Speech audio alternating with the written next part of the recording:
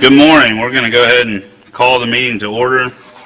We are very privileged to have Pastor Roberts here with us today to open up the meeting. So, Pastor, if you'll come up here and if you'll just rise with us for a word of prayer, and then we'll have Commissioner Salter lead us in the pledge afterwards. I also noticed the beautiful young lady dressed up for career day. My little boy's a doctor today. So, Pastor. Father, I just want to say it's just an honor, Lord, to be here. And it's an honor, Lord, to be among people, Lord, who really, truly care about our county. And I just ask that, Lord, as we conduct business today, that you guide us and that, Lord, you just show us everything, Lord. In the midst of all the different diversity of our county, just grateful for each person here that, Lord, helps us make decisions that are right. And we just ask for your guidance in Jesus' name. Amen. Amen. Please join me in the pledge to our nation's flag. I pledge allegiance to the flag of the United States of America and to the republic for which it stands, one nation, under God, indivisible, with liberty and justice for all.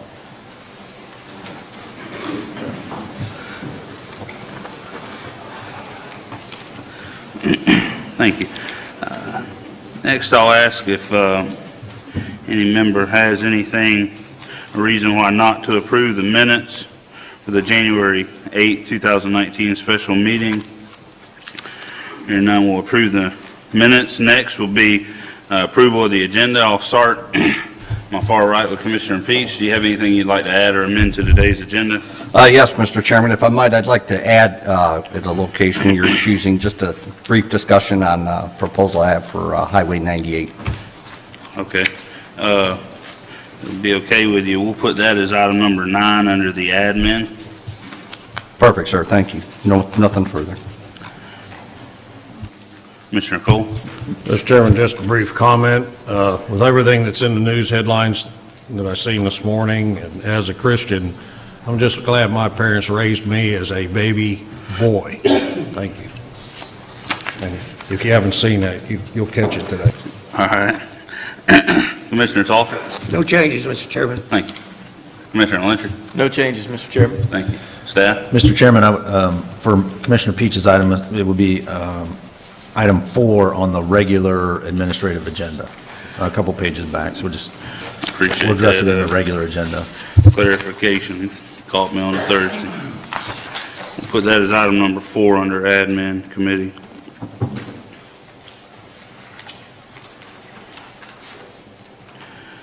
No changes. Anyone else with staff? Roger and Steven, I know y'all stay quiet down there. Thank you, Jason, for joining us. All right, we'll go ahead and approve today's agenda with those changes. First item we have today is an honor to be able to present a proclamation for Big Brothers and Big Sisters.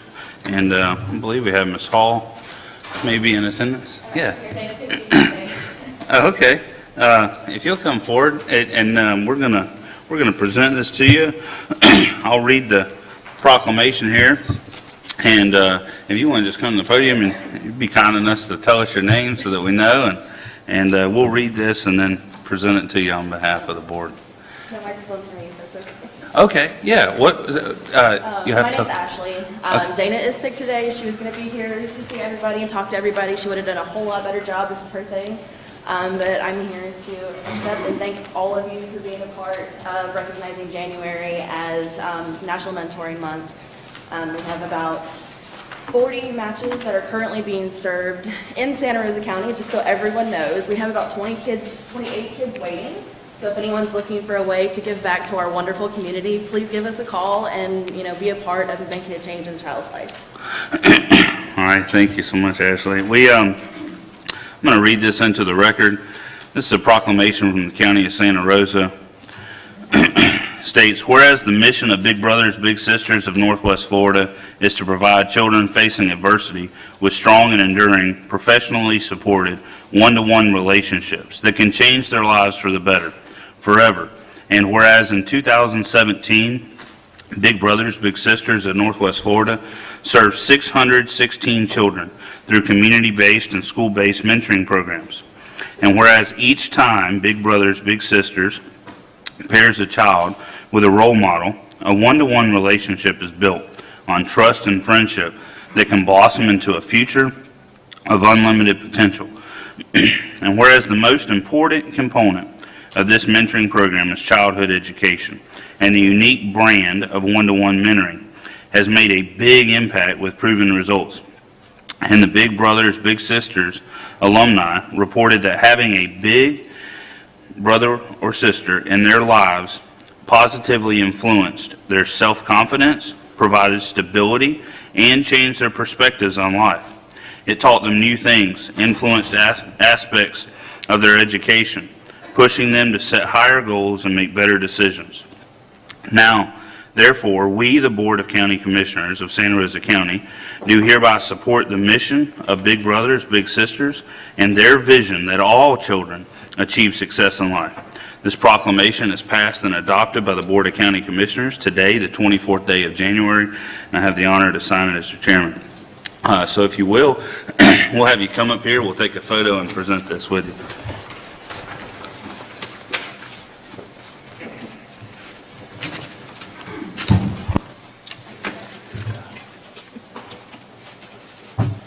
Nervous on the microphone, huh? Thrown up everywhere, would it ruin y'all's day?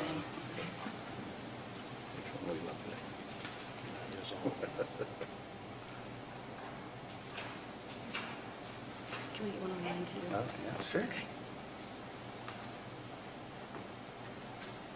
Hang on, she wants you to take If you one can of get one on hers. mine. Our CEO would be very upset if I didn't.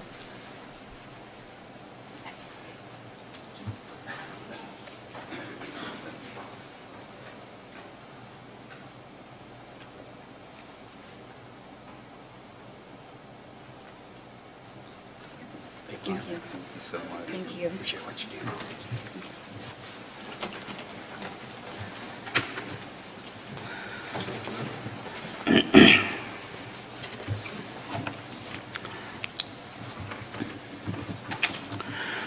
All right, next we have the opportunity to welcome two of our partner, and I guess you'd say associate. I don't know how you'd say that. So I'm not going to say two partners of the firm, but we do have Mr. Johnson and his associate here from Johnson and Blanton to give us an update on what's going on down in the Capitol. There we go. Thank you, Chairman. It is partner, Eric Pretzman, is a partner with us. He's worked with our firm for over a decade, and we're been doing some reshuffling back home, so he's going to be working with me alongside me this next session for the county in Tallahassee. So, and always thank you, Chairman and Commissioners, for the opportunity to come. We first of all, let me say thank you for an extension and an opportunity to work with you all for another session coming up here in 2019. There is a committee week going on as we speak, so we're going to scoot back to town as soon as we're done presenting here. But I think you all know this, but I want to say it as well. We may not be here, but please, if you ever have issues or concerns, I don't want you to hesitate to pick up the phone and call us.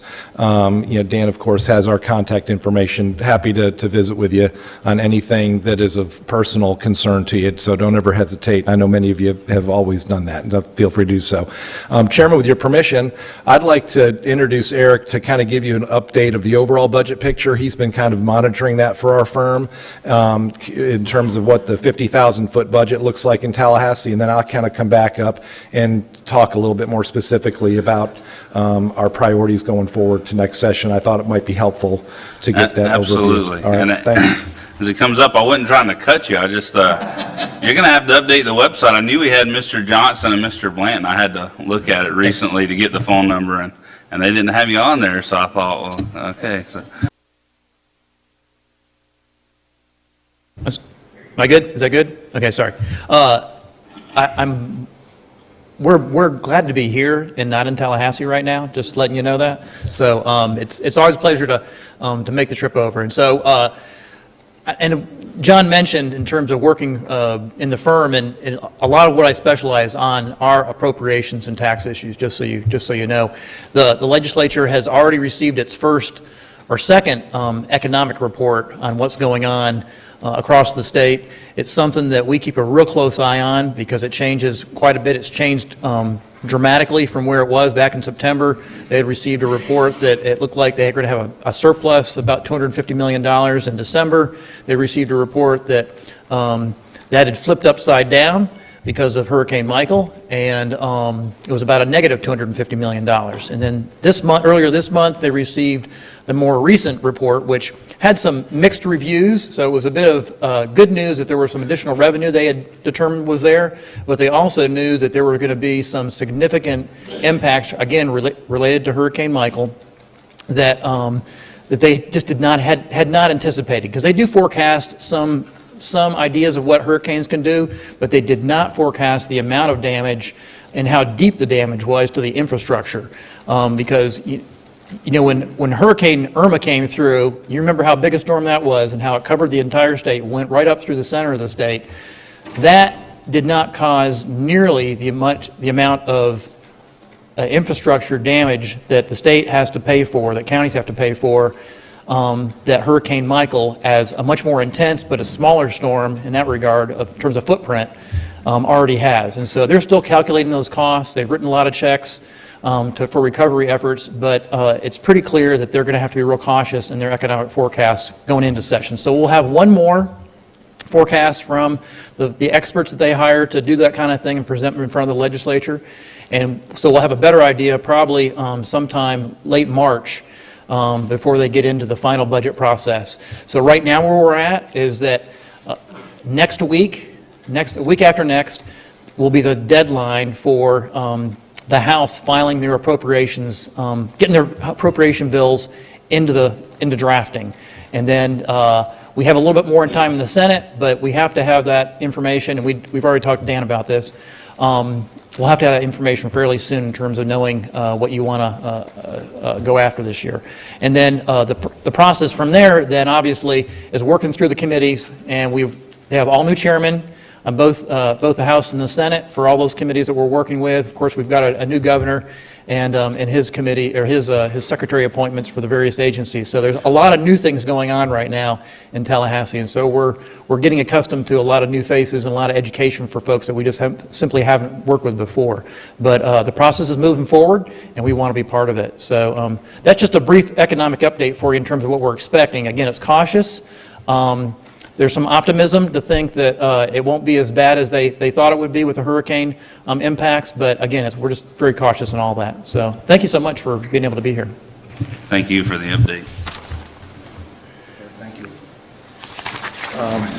Thank you, Eric. And just to add to a couple things that Eric mentioned, here's some unknowns going forward. Certainly, we don't know for sure what our new governor's attitude toward tax relief is going to be. Our former governor never missed an opportunity to request tax decreases. Governor Scott, I mean, every session, regardless of whether there were hurricanes or other mitigating forces, he would always do tax reductions. So we're not sure of that. And then we're not quite certain in what shape or form Hurricane Michael relief is going to look like. Will they do it in one broad tranche and put money aside and then silo it out? Or, as we're looking at our budget priorities, will they fund the Michael stuff in a siloed approach?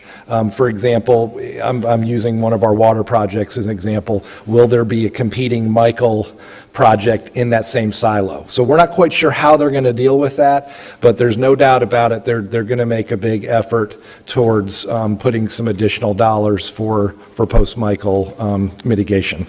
So heading forward, last session, we had probably our biggest year of requests that we put in, and it was challenging to manage. I think we had 14 plus projects last year. We ran into a little problem, as you'll recall, politically. We had some of our Northwest Florida partners in the legislature that voted against leadership on a key piece of legislation, and they exacted a price for that, and some of their projects that they were attached to that we had going into conference were pulled out. Thankfully, that's behind us now, and in fact, the news is politically for us locally is even better. Representative Williamson has a position in one of the budget subcommittees, so he'll have his hand deeply involved in the budget, and certainly is going to be looking after Santa Rosa County as best he can. And there's two things that are at work there. One is obviously he has a great deal of discretion in that general government silo, but he's also, if you will, he's part of the collegial suite of appropriations chairmans that look out for one another. So I think that's great news for us for this next session. Senator Broxson has gone up in the food chain. He's got a very influential position in the Senate with chairing the Banking and Insurance, and he's on some appropriations committees as well. And Senator Broxson always, if it's Santa Rosa County, that's all we have to say. He files it, he puts it in for us, and Representative Williamson has the same attitude. Looking at the list, we work for you. If you decide to put them all in, we're going to advocate for them. We would, given the Michael pressures, we would encourage us to narrow the priorities so that we can really hone in, and then just be mindful that we're not putting too many requests in each silo. You know, we don't want to be knocking on the door, if you will, too many times in one area. To the degree we can spread it out a little bit, it gives you a little bit more opportunity for success. But again, that's your decision. We're going to reflect, our advocacy is going to reflect your directions to us. We work for you. So that's just our best guess, is if we can hone the list a little bit, we think we'll have a greater degree of success. So, questions at all, Chairman?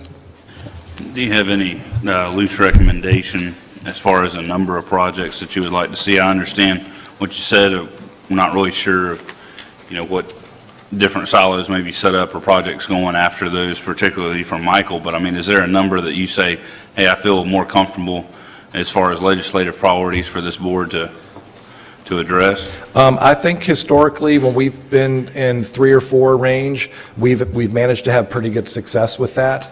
Again, last year we had 14. We would have had, 3 or 4 had it been for that little bump in the road that we couldn't foresee politically.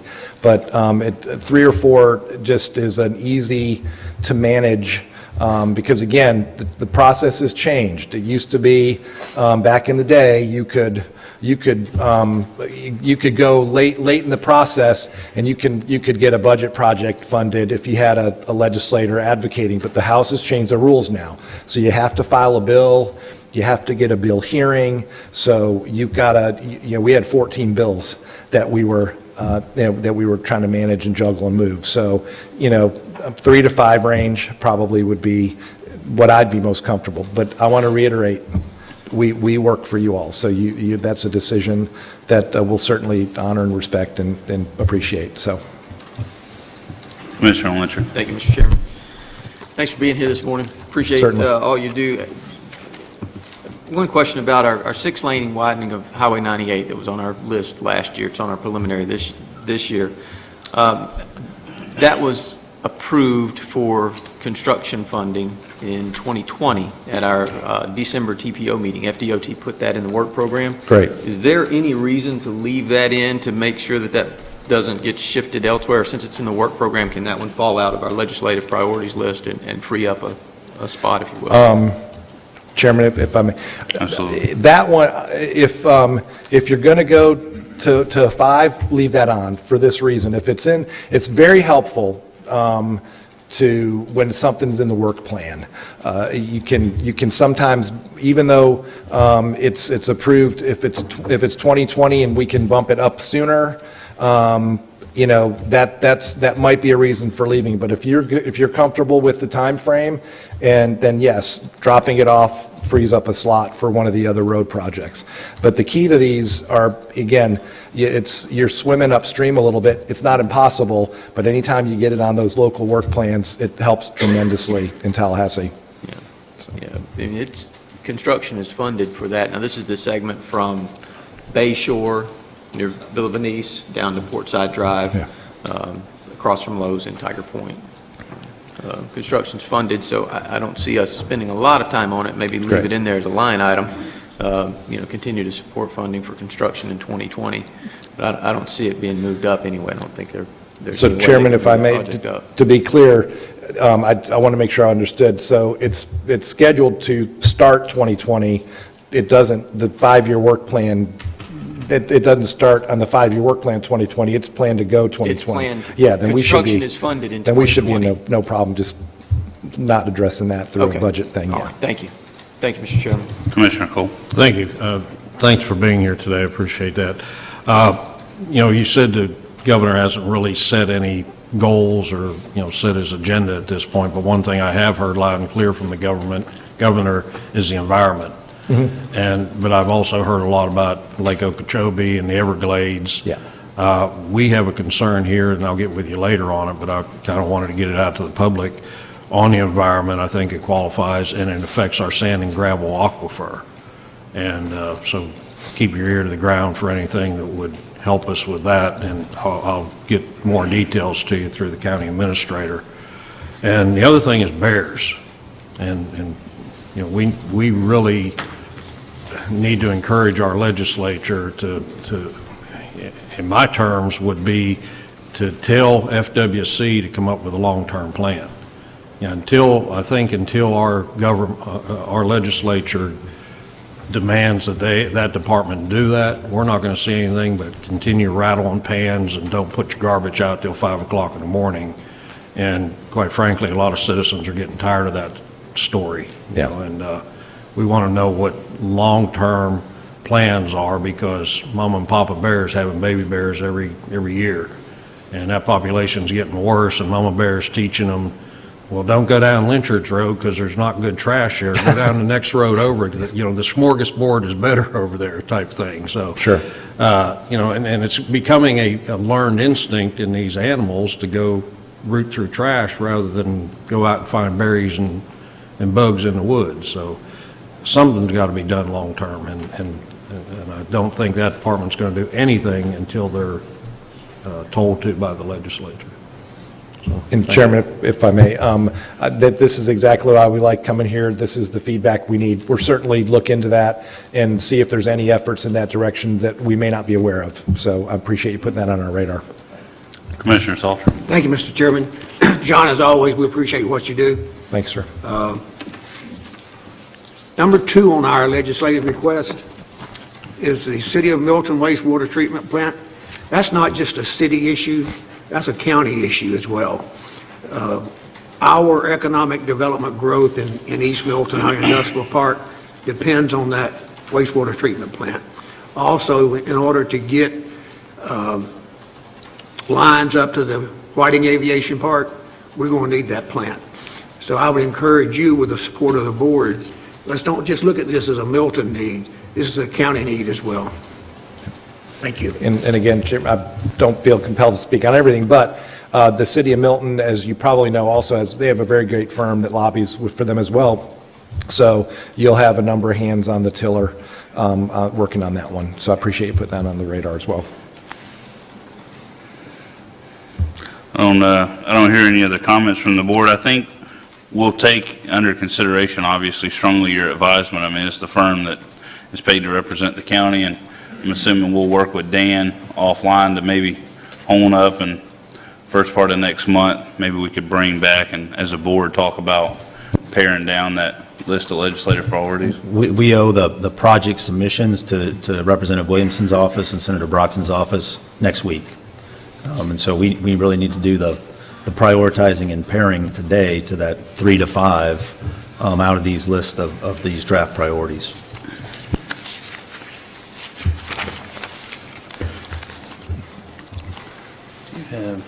Yeah, and Chairman, if I may, I know, I think Dan knows this, Representative Williamson has set a hard deadline in his office, January 31, for anything that he's going to be sponsoring in the House to get that information in. He and I have been in pretty close contact, and as mentioned, there may be, because he's chairing a budget committee, we may want to find a member outside of that committee just to file some of these on his behalf. So we'll be chatting with him on that.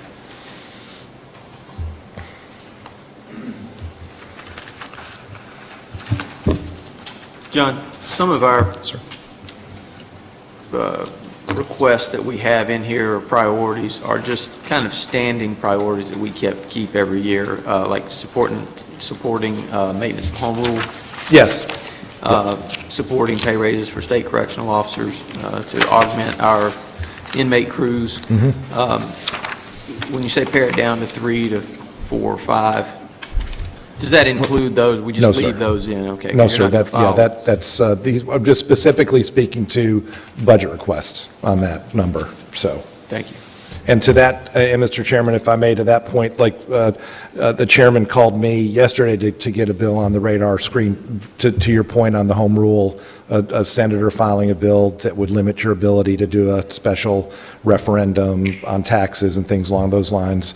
That's on our radar. No House companion yet, but certainly, yeah, we're just talking budget items in terms of the 3 to 5, so.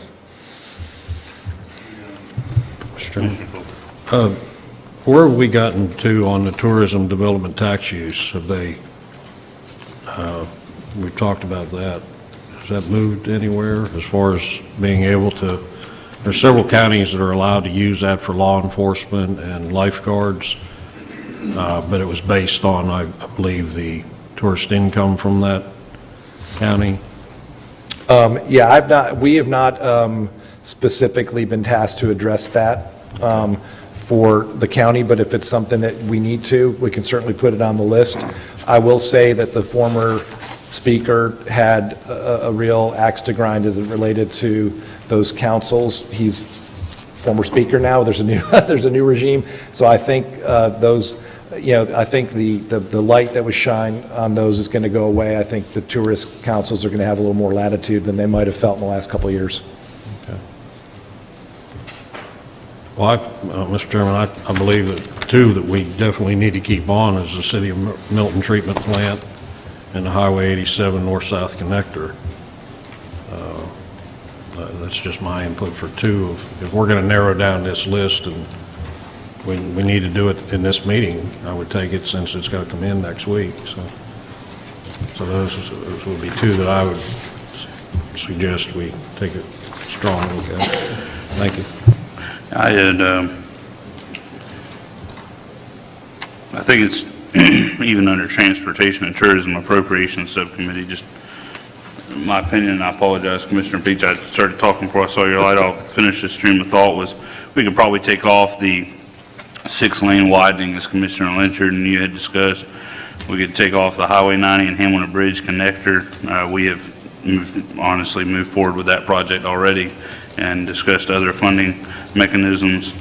Probably take off that tourist development tax use. I think that's one of the things that even FAC and other issues are aware as kind of one of the standing orders. I know Commissioner Cole had mentioned the 87 connector, about trying to bump that up quicker, but I would be remiss to say the number one issue in my district is right up there in one of the two real populated areas of the county would be the Woodbine Road corridor. If we could go after in that legislative request of just barely over $500,000 to complete that PD&E, I think is honestly not a big ask, especially that's in Representative Williamson's backyard. I know, personally speaking, we did a lot to help him get on those appropriation chairs, and that's one of the things that I would hope he could really go to bat and secure that funding for. I would arguably say that's the absolute number one issue of citizens as far as collectively in my district. So I would ask I would ask the board to support keeping Woodbine Road on. I think those other three we could take off of at least that one. Commissioner Peach. Thank you, Mr. Chairman. I believe on the tourist tax use back in 2013, Escambia, Okaloosa, and Walton got permission because they were below the $10 million to use that. So if there was a way they could just, slide that on, and maybe take it off the list, but see if we could, add to that. I know they got permission for it. I believe I have the bill somewhere in my office that happened. So that if that could help address that as, moving that down the priorities. But I personally, in my district, I lost the speaker, sorry, would like to see Camden stay on there. we spent a lot of money on the Baskerville-Donovan study. We got that first phase going now. We've got a long way to go with storm drainage in the south part of the county, so I would hate to lose any steam there with chunking away at that monster list of storm drain projects since they got phase one already going. And then I would have to support Commissioner Cole on that Highway 87 connector, especially after Tuesday's route of getting here in 2 hours and 40 minutes when something happens on I-10. So that's all I have, Mr. Chairman. Thank you. Commissioner Peach, that collectively, from what's been voiced so far, brings us to identifying 4 priorities. I would ask the board if there's any input from any other commissioners of maybe under the Careers and Competition Subcommittee between the Jeff H. Rainey Brown Extension Connector. We had the ask there for $3 million to bring that connector road for the 2 parks, or the ask for $1 million to continue infrastructure on the Northwest Florida industrial park there at I-10 that we've already approved to work on a spec building. I would ask for any input from commissioners or staff of if one of those 2 projects seems to rise above the other, if we wanted to round out to 5 priorities. Mr. Chairman, Commissioner Cole? I would support the Northwest Florida Industrial Park. It's a little less of an ask, and if we start developing that park, I think through economic development franchise fees, we could start possibly, building in that road and finance that road, and then maybe once we get a few tenants in the park, that would add to the necessity of the road and possibly come back after that later. So that's my 2 cents worth. Yes, sir. If I may on that one, and to your point, Commissioner Cole, we've gotten funding for that in the past, and the governor's OPB staff in that silo has not changed, so they're very familiar. We don't have a learning curve, in other words, with that one, so that makes sense. I think another one, hopefully it would help you, as Commissioner Cole has mentioned, not only have we got the stuff, but this board has, right now we're in I think we should actually be getting them back right about now or next month, the proposals for building a spec building, as well as obviously eagerly going after with a healthy incentive package, another company looking to come. That would round out, I'll just sum it up, that would round out that we've identified the top 5 that I've heard the board identify as the City of Milton wastewater treatment plant, the Phase 2 of Camden Drive outfall project, the Northwest Florida Industrial Park at Interstate 10, the Woodbine Road request, and the Highway 87 connector funding request. So I believe, I'm not seeing any other comment, and that seems to be the board's direction. I think we feel comfortable, if you feel comfortable with, Yes, sir. with just giving you those 5 to go after, and hopefully you can help Yep. with securing some funding. Absolutely feel comfortable. Thank you. And then takeaways for me is I'll look into FWC, Commissioner Cole and Commissioner Peach. I'm going to do a little homework on that development tax and see what opportunities might be there for some flexibility for the county. So, Commissioner Lynch. One question. The Extension Agriculture Field Education Facility, That's one the extension has already applied for a grant again through the FDAC's, Florida Department of Agriculture and Consumer Services, so I think we don't need to have a specific budget request for that project. that will be separately applied for. Thank you. and Chairman, you all probably know this, but we have a lot of clients that go after budget projects. If we could take your staff and borrow them for our other clients, it would make our job much easier. They do a great job. They're very responsive. We get what we need very quickly. So I just appreciate Dan and his team and what they help provide for us. Thank you for that, and we appreciate you coming today. All right. And hope you the best of success during these upcoming sessions. Well, we look forward to it. And again, thank you. We always appreciate the opportunity to visit with you all. Take care. Thank you.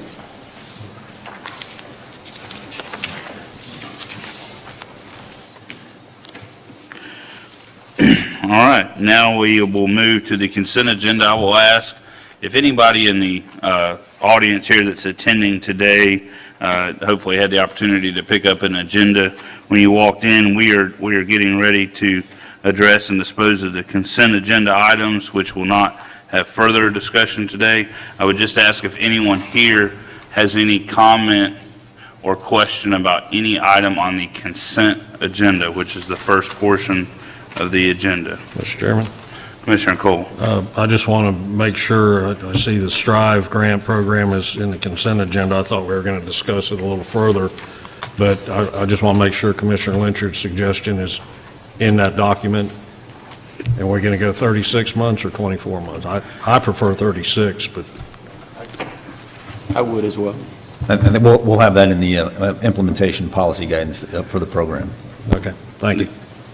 I think, just to clarify on that, I believe at this point, staff is still working on the matrix of determining, say, basically if you get 100 applicants and we got to weed through it, they're still developing that. And I believe, Dan, just for verification, that's what you're saying you'll bring back to the board, right?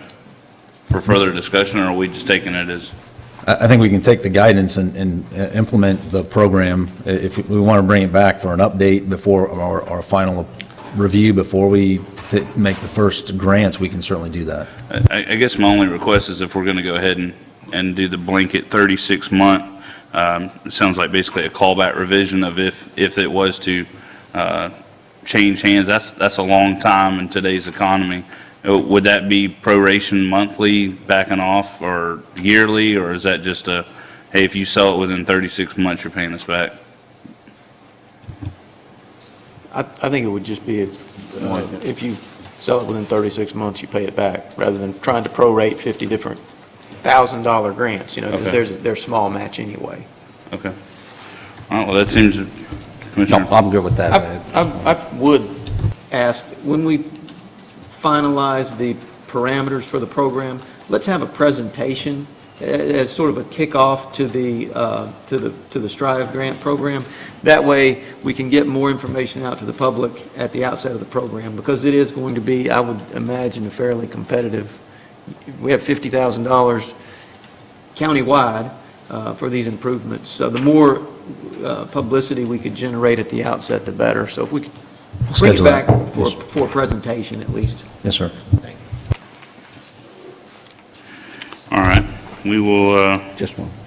Commissioner Peach, yes, sir. Just under event request, as we discussed, just tightening up those procedures, that even though these get approved today, if we change the procedures, all future events will be a little more rigorous in our process, right? Yes, sir. Okay, thanks. Yeah, including these. All right. Are you coming forward to speak on something on the consent agenda? Okay, yeah, please come forward. If you'll just let me know, if you could just let me know what item so I could pull it off of the consent agenda, and that way I can pass that and then we'll come back to it. Okay, this is going to be on the engineer's report, the Forest Bay Estates preliminary plat. Okay, That's on the regular agenda. we've got that on the regular agenda, so if you'll give us just a moment, we'll come back to that. Okay, thank you. Yes, ma'am. All right, I will go ahead and, hearing no further comment from the public or the board, I'll go ahead and make a motion to approve the consent agenda as stated without objection. Hearing none, the consent agenda is approved. It then takes us to the regular agenda. We'll start under the Administrative Committee. Item number 1 is the Emerald Coast Wildlife Refuge Animal Habitats. This is a discussion of approval of funding to construct and build animal habitats for Emerald Coast Wildlife's new facility in Santa Rosa County for a total of up to $194,000. This funding was to come from the tourist development tax. We have Mr. Anderson here today. We'll open the floor to you. Good morning, Mr. Chairman. Bill Anderson, Stillwater Cove in Navarre. Good morning. Good morning, sir. Go ahead. Do you have any further requests to add, or I think we've... I am here to answer any questions pending, hopefully, your favorable vote. I would certainly like to make some closing comments pending the results of y'all's deliberations. Commissioner Peach? Thank you, Mr. Chairman. I believe I could bring this one in for close. We discussed the TDC's recommendation to provide $117,000 to Emerald Coast Wildlife Refuge for habitats. After the discussion on Tuesday, we discussed the medical facility as the key piece to going operational and getting that operating here so they could start moving forward with raising their funds and getting operational, and that they'd be able to generate donations and further grants for habitats. So the medical facility, as I understand it, and I believe we were briefed, is the key piece. And the price tag on that to get the medical facility complete is $194,000. Or $194,000 would provide you the resources to complete the medical facility. Yes, sir, that's true. Okay. I'm prepared to make a motion that, taking in the TDC's recommendation on the habitats, that we bump that from the TDC reserves, we bump that up to $194,000 and specifically allocate those funds to complete the medical facility at the Emerald Coast Wildlife Refuge's new location. We've given hand-ups to other organizations such as this, so I believe this amount and everything is in the ballpark of what we've maybe done in the past, and I'd be comfortable making that recommendation. Without objection or any other discussion. No objection, just one thing for comment. I did have the opportunity to talk with Dan, and I want to make sure that we have an understanding as a board that our staff and after attorney review would bring back the agreement for us to approve prior to these funds being expended, and that conversation was generated basically by a citizen that had reached out to me. I'm not sure if she reached out to the other commissioners, but the concern was, do we have any, basically like we just discussed with the Strive grant or we do with economic development, callback provisions of, we know there are some languages, obviously, if the wildlife refuge was to no longer go, there's some reverter clauses on the property. So we just wanted to make sure that we had some reverter clauses and protection for the county to where if it was no longer in operation 2 years from now, we would not be out there in the wind. So is that something that we would want to bring back, or is that something we need to address today?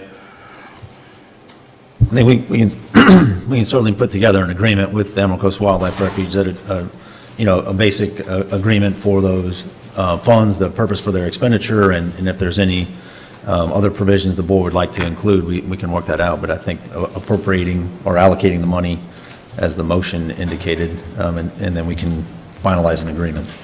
You probably have that back to us in the next set of meetings. Okay. Hearing any further discussion, hearing no objection, that item is passed. Mr. Chairman, thank you very much. This process started in October 2016 when my wife Stormy and I made the decision to donate the $210,000 worth of property, our personal property, to the Emerald Coast Wildlife Refuge to pave the way for everything that's culminating here today. She couldn't be here today. She's briefing the Navarre Garden Club to extend her personal thanks for your support of the Emerald Coast Wildlife Refuge, but I thank you. In April 2017, you all unanimously approved the rezoning of this property to Parks and Recreation status, which frankly then truly got the ball rolling. We've received since then tremendous support throughout corporate, individual, the TDC, and frankly your support here today, and we're very grateful. But Stormy and I have had a long-standing challenge to Santa Rosa County, corporations, businesses, individuals, the TDC and yourselves to support and match our challenge for $210,000, and you have gone a long way to fulfilling that with your total commitment to include the previous $6,000 TDC grant to the Emerald Coast Wildlife Refuge today, and we are very, very grateful. That said, we still have $277,808, an unfunded shortfall. I think you all are very aware of those numbers because you've heard me quack about it a lot over the past 2 years. That includes $117,000 in animal habitats and $160,808 in unfunded building costs. So the matching challenge stands to our Santa Rosa County partners, corporate, private individuals, and government supporters. So it will be ECWR's job to continue our strong fundraising efforts that I have shared with you gentlemen, and with our citizens, businesses, and government partners for this outstanding community and wildlife service organization. So thank you Stormy and I have extended our hands to Santa Rosa County, as has the Emerald Coast Wildlife Refuge, and today you all have taken it, and we are very, very grateful for your support. So we will work with Mr. Shebler and Mr. White on finalizing the details, but thank you very much for your support of the Emerald Coast Wildlife Refuge. This organization is now going to be able to get moved and established in Santa Rosa County promptly without a halt in construction on that medical rehabilitation facility. So thank you. We're going to be good partners and a tremendous addition to Santa Rosa County. Thank you. We look forward to seeing the progress. Thank you, Mr. Chairman. Yes, sir. Next item today is a discussion of approval for speed signs to be placed on existing county speed limit signposts. This was left on the administrative committee per Commissioner Peach's request. Yes, we worked out the language with the Navarre Beach leaseholders, and I've seen an email from them that they agree, so I think we're all good on signing that agreement and moving ahead with these speed signs on White Sands Boulevard. So I make a motion to approve without objection.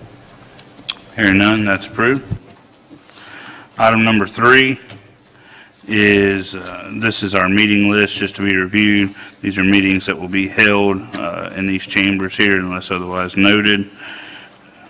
Is there any objection to approving the meeting list as stated?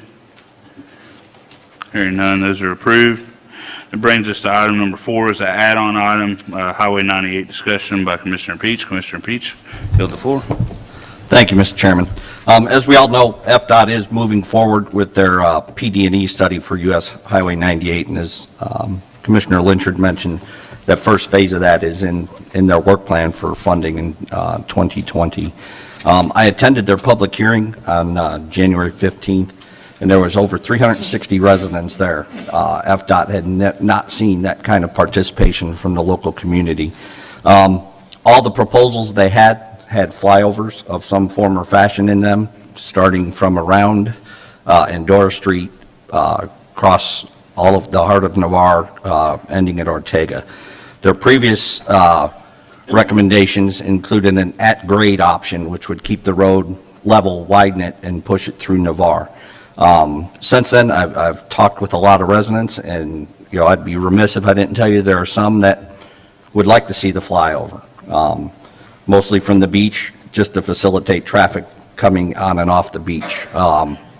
There's one business I've talked to that said he would like the flyover, but the vast majority, I'm comfortable in saying, of residents and businesses down there, to include at least one of the chambers, the Navarre Beach Area Chamber of Commerce, the oldest one down there, has sent letters of support for the at-grade option for Highway 98 through Navarre.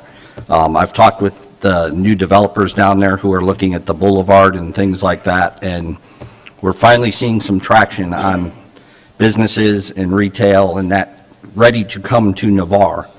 But they have said, and at least for that development, he's been told if a flyover happens, they would reconsider coming to Navarre because of the impacts a flyover has on areas. I've done some homework. I've looked down at the Tampa area on Highway 19 and those roads, and every business that was at the intersections where these flyovers went in has gone under. They've come back to a small extent, but they're nothing like they were before, and we're talking major retail operations. I've spoken with FDOT. I've spoken with the TPO. They rely heavily on public comment. I've been encouraging folks, however they feel, to put in their comments. But I think it's my duty as a District 4 Commissioner to ask this board if they'd be willing to send a resolution to FDOT, because FDOT is looking to the county for what I've heard what we would desire. And I'm asking if the board would join me in having you sign a resolution to FDOT stating that we support the widening of Highway 98. It's a critical corridor in our county, but a flyover of any option will have detrimental socioeconomic impacts to that area, and we don't need to have that. They've presented pictures of beautiful things under overpasses and things, but as I've told people to ask, FDOT doesn't pay for those improvements under an overpass. That would come on our dime as the county. It would ruin the aesthetics of that area, and I think it would just have more of a detrimental effect. While it would move traffic faster, it would have a significant detrimental effect on the economics down there in Navarre. So I've taken the liberty of drafting a resolution based on some resolutions this board's done in the past for Glover Lane and Avalon Boulevard. And I'd like to hear if there's any discussion or comments from my fellow commissioners. Commissioner Peach, I guess this would go for you, definitely be more in tune with the district or staff or anybody that has it. I got several phone calls, and they really reflected what you had stated. I had one for it and several against it.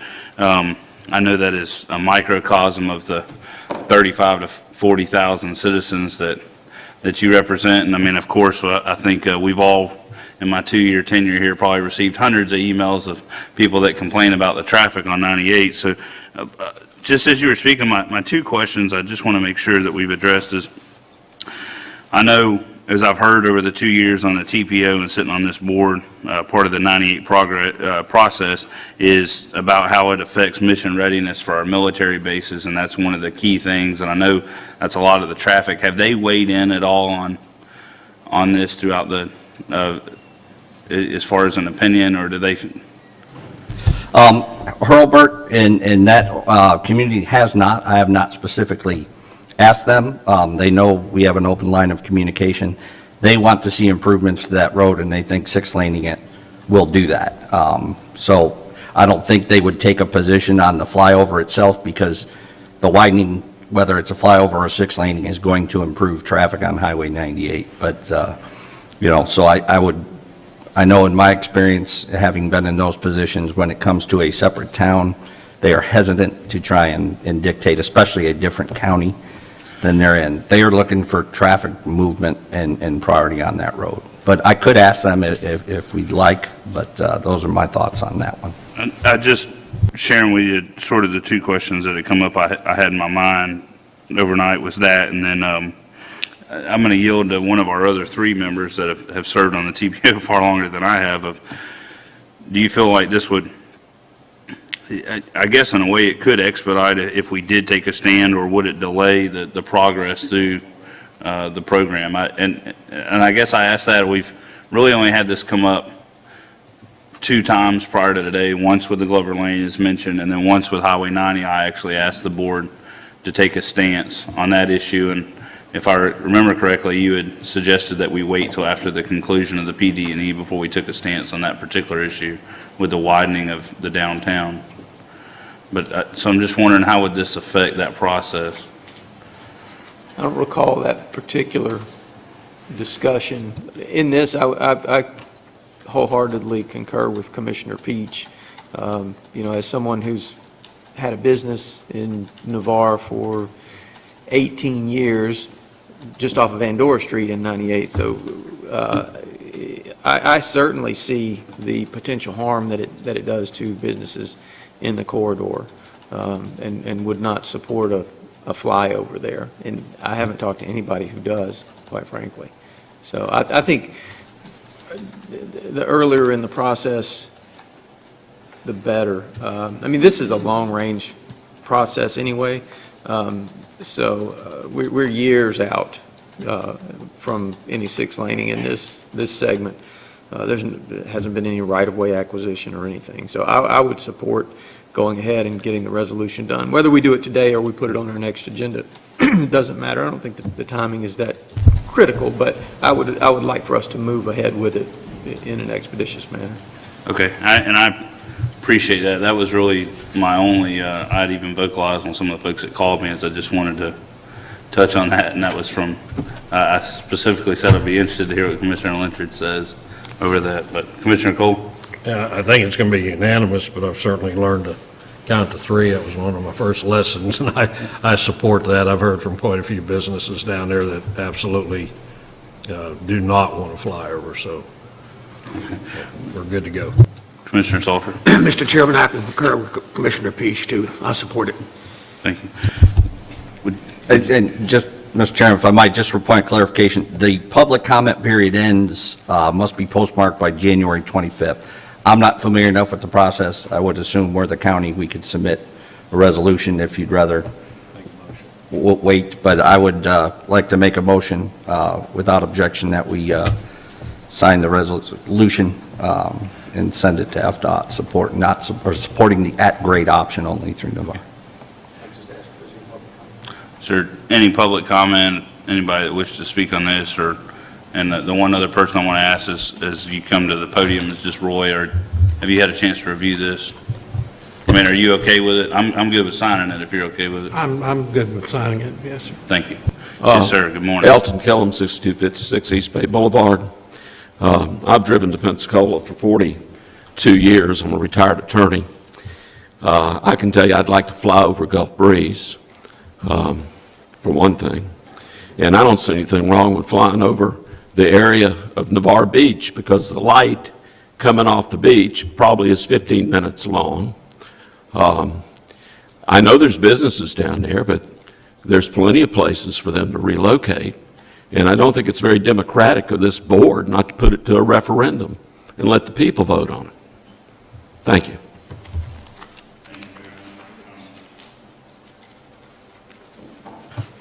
Thank you for your comment. I apologize, my microphone was off.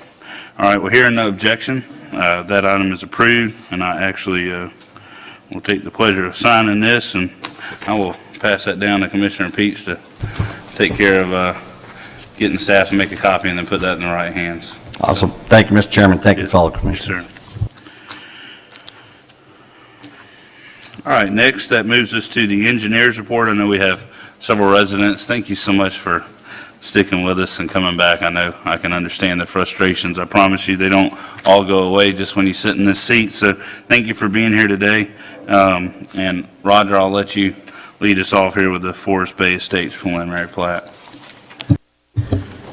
Commissioners, Forest Bay Estates, a 294 lot single-family residential development. I'm reading from a revised project stormwater narrative. It's going through the process of preliminary plat review. All the stormwater is proposed to be collected, conveyed via curb and gutter. There'll be asphalt roads. The ponds and roadways will be constructed in accordance with Santa Rosa County's stormwater design standards, as well as the Northwest Florida Water Management District. There is a small proposed private parcel, and that's for the mail kiosk that the U.S. Postal Service is now requiring in all new subdivisions. Total project area was 210.29 acres, of which 88.76 are jurisdictional wetlands as delineated in the backup. Potable water service provided by Midway, and then the sanitary sewer will be South Santa Rosa Utilities through a low-pressure sewer system. So with that, any questions the board may have. The engineering staff's recommendation is recommend approval of the preliminary plat. Commissioner Peach, I yield to you, or I'm sorry, if you want to come forward, I was going to say, I know you had a few questions, and I was just going to ask if you had the opportunity to come through any of that. I want to enlighten the board on things. No, and how many acres did you say, Roger, were wetlands? 88.76 is what the information provided by the engineering consultant. Okay. Just some questions I had that I'd like to get on the record, Mr. Chairman. Our tax appraiser's site lists 180 acres as wetlands and marsh in that area, which is about 82% of that total area. So, you know, before we approve a preliminary plat, and this is the new guy, so I apologize. Do we get any documentation on the wetlands delineation, and are they pursuing the appropriate permits through DEP and the Corps of Engineers if they're going to mitigate any wetlands? Because that's a big impact just on wetlands in that area. And then I'll list off all my questions, Roger. As we talked briefly on Tuesday after the meeting, you know, I see one access out to River Birch Road. I've driven that road. I almost hit a horse on that road when I was driving down there because people actually ride their horses. I know that's not the developer's issue, but I think we as a county owe it to the folks in that neighborhood and the future residents in this area. Do we have a plan to improve those roads? I know Bergren Road is a tight road, as we talked. I know eventually there's going to be a tie-in to another development to the north there, but that's going to give access to Edgewood. We're getting ready to spend some money on Edgewood. This whole center strip is about to be developed because it is zoned R1, and I understand that. We can't stop a property owner from building on their R1. But I think we as the county need to be looking at those improvements and those impacts now, so when this does happen, we don't get into the position where we are now of, oh, we've got a problem that we saw coming, because that area is going to be very congested. Those are the concerns I have, making sure we're not approving something, that is going to impact wetlands and marshland.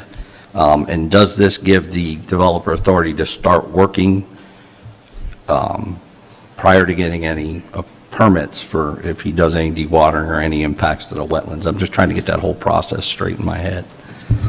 Commissioner, in answer to your question, preliminary plat approval does not in any way grant the developer a right to begin construction. That will occur at the next phase of the project review. As you see in the write-up, the next step would be the construction plan submittal review and ultimately the board's approval. That's when the development order would be issued. In answer to the question related to the wetlands, those 88.76 acres of jurisdictional wetlands that are reported were delineated by Wetland Science, Inc., a local environmental consulting firm. They've done work with the county in the past, as well as a number of other developments. They also, in their write-up, proposed no impacts to jurisdictional wetlands, so they're not trying to construct, and even during their construction are saying they're going to avoid those wetlands as identified through that delineation. And they will be applying for an ERP permit from the Northwest Florida Water Management District. In their write-up for the stormwater, ultimately that treated stormwater, which meets the 1-inch Santa Rosa County water quality standard, will be discharged into those existing wetlands through appropriate measures yet to be designed. We haven't seen those, but certainly we'll be reviewing those during the construction plan, as well as the attenuated water. As you know, we have two components in our stormwater. We have water quality, that's treatment, and then water quantity, and that's to reduce the impact of flooding for all your downstream neighbors. And they propose to meet both of those standards through their proposed design in the construction plans. And then related to off-site improvements, our current land development code does not require a subdivision to do off-site improvements to existing county roadways. If Bergren Road and River Birch Road were a dirt road, they would still be able to go through our development review process and construct those roads with a dirt road servicing them. And that has happened in the past. And I understand that part, Roger. What I'd like to maybe look at here is just what are we going to do as the county? Because I think we owe it. These are future property taxes we're going to be getting. And I think we need to look hard at that area now, because we see how long it takes to get road improvements and get things in the plan and get them done. And we probably should have started a little before this, but if we don't start now, it's going to be 10, 15, 20 years down the road of major impacts to that area. Dumping out on Highway 98, with 6-lane, I drive that area almost daily, and it's crowded now, and it's going to get worse with the school going in there, K-8 school buses, things like that. So we're about to impact a whole lot of residents down there, both in my district and yours, Commissioner Lynchard, with already exasperated traffic and road issues. Commissioner Cole. Mr. Chairman, one of the things I hope that we do when we get to our starting to review our budget and talk about items on our budget, but basically our preliminary budget hearings, is that we start taking a look at setting aside a portion of growth. If a piece of property is on a tax roll at $100 a year, and now it's got a house on it, it's worth $2,000 a year in ad valorem taxes, we take the $100 away so the county stays whole, and then a portion of that we use for infrastructure improvements. And I was kind of waiting until the budget hearing to bring that up, and you asked, perhaps what we could do in the future. And of course, we can't knock on each other's door and run ideas past each other. So just something I'd like for us to take a look at harder than, and of course, it'd take a lot of discussion and design of how we would do that. But I think it's incumbent upon us to, because we got this on Woodbine Road, we got other areas of the county that folks are concerned about. We don't want more houses because we're already in a traffic jam. So how do we allow that growth to continue, but let the citizens that are already here know that we have a plan? Thank you. I'll yield my comments. I know we've got several lining up. Please come forward. If you would, just state your name and address for the record so she can get it on the record there. I'm Jim Patrick. I live at 4645 Hickory Shores Boulevard. And I also lived on Bergen Road for a while back in the early 70s. I had horses there. I had horse stables. I'm very familiar with the area in question that we're talking about. I'm thankful that you answered some of my concerns. Some of my concerns have been addressed already this morning that I honestly didn't know if they would or would not be. In 1968, I went to work for the U.S. Department of the Interior Research Laboratory in Gulf Breeze. Right after that, I went to work for the U.S. Environmental Protection Agency for 35 years as a field biologist, and I've sampled the East Bay, and I've sampled Escambia Bay, Pensacola Bay. I'm very familiar with the watershed. I'm familiar with wetlands. I'm familiar with what constitutes wetlands, and there are a lot of wetlands as we have identified, 85 acres or so of wetlands. I was under the impression that almost that entire area south of 399 was had been designated as wetlands by the Department of Environmental Protection and the Army Corps of Engineers based on the surface runoff. And the surface runoff goes into creeks that flow into East Bay, which it seems to me that would throw that under the jurisdiction of the Army Corps of Engineers. And someone should, I believe, put on their hip boots and go out and mark off the wetlands, and of course the wetlands all be avoided. The entire area almost is hydric soil, which it's my understanding typically that's removed and then red fill dirt put in, the homes built up, and the runoff typically goes into retention ponds, which frequently are too small and they overflow and they go into the creeks, and the creeks flows into the bay. And it's my understanding that Santa Rosa County and Escambia County have entered into an agreement to build an oyster reef, approximately 6 mile long oyster reef on Escabana Point area in East Bay. And I'm a bit concerned about the additional runoff that's going to be going into East Bay and Santa Rosa Sound.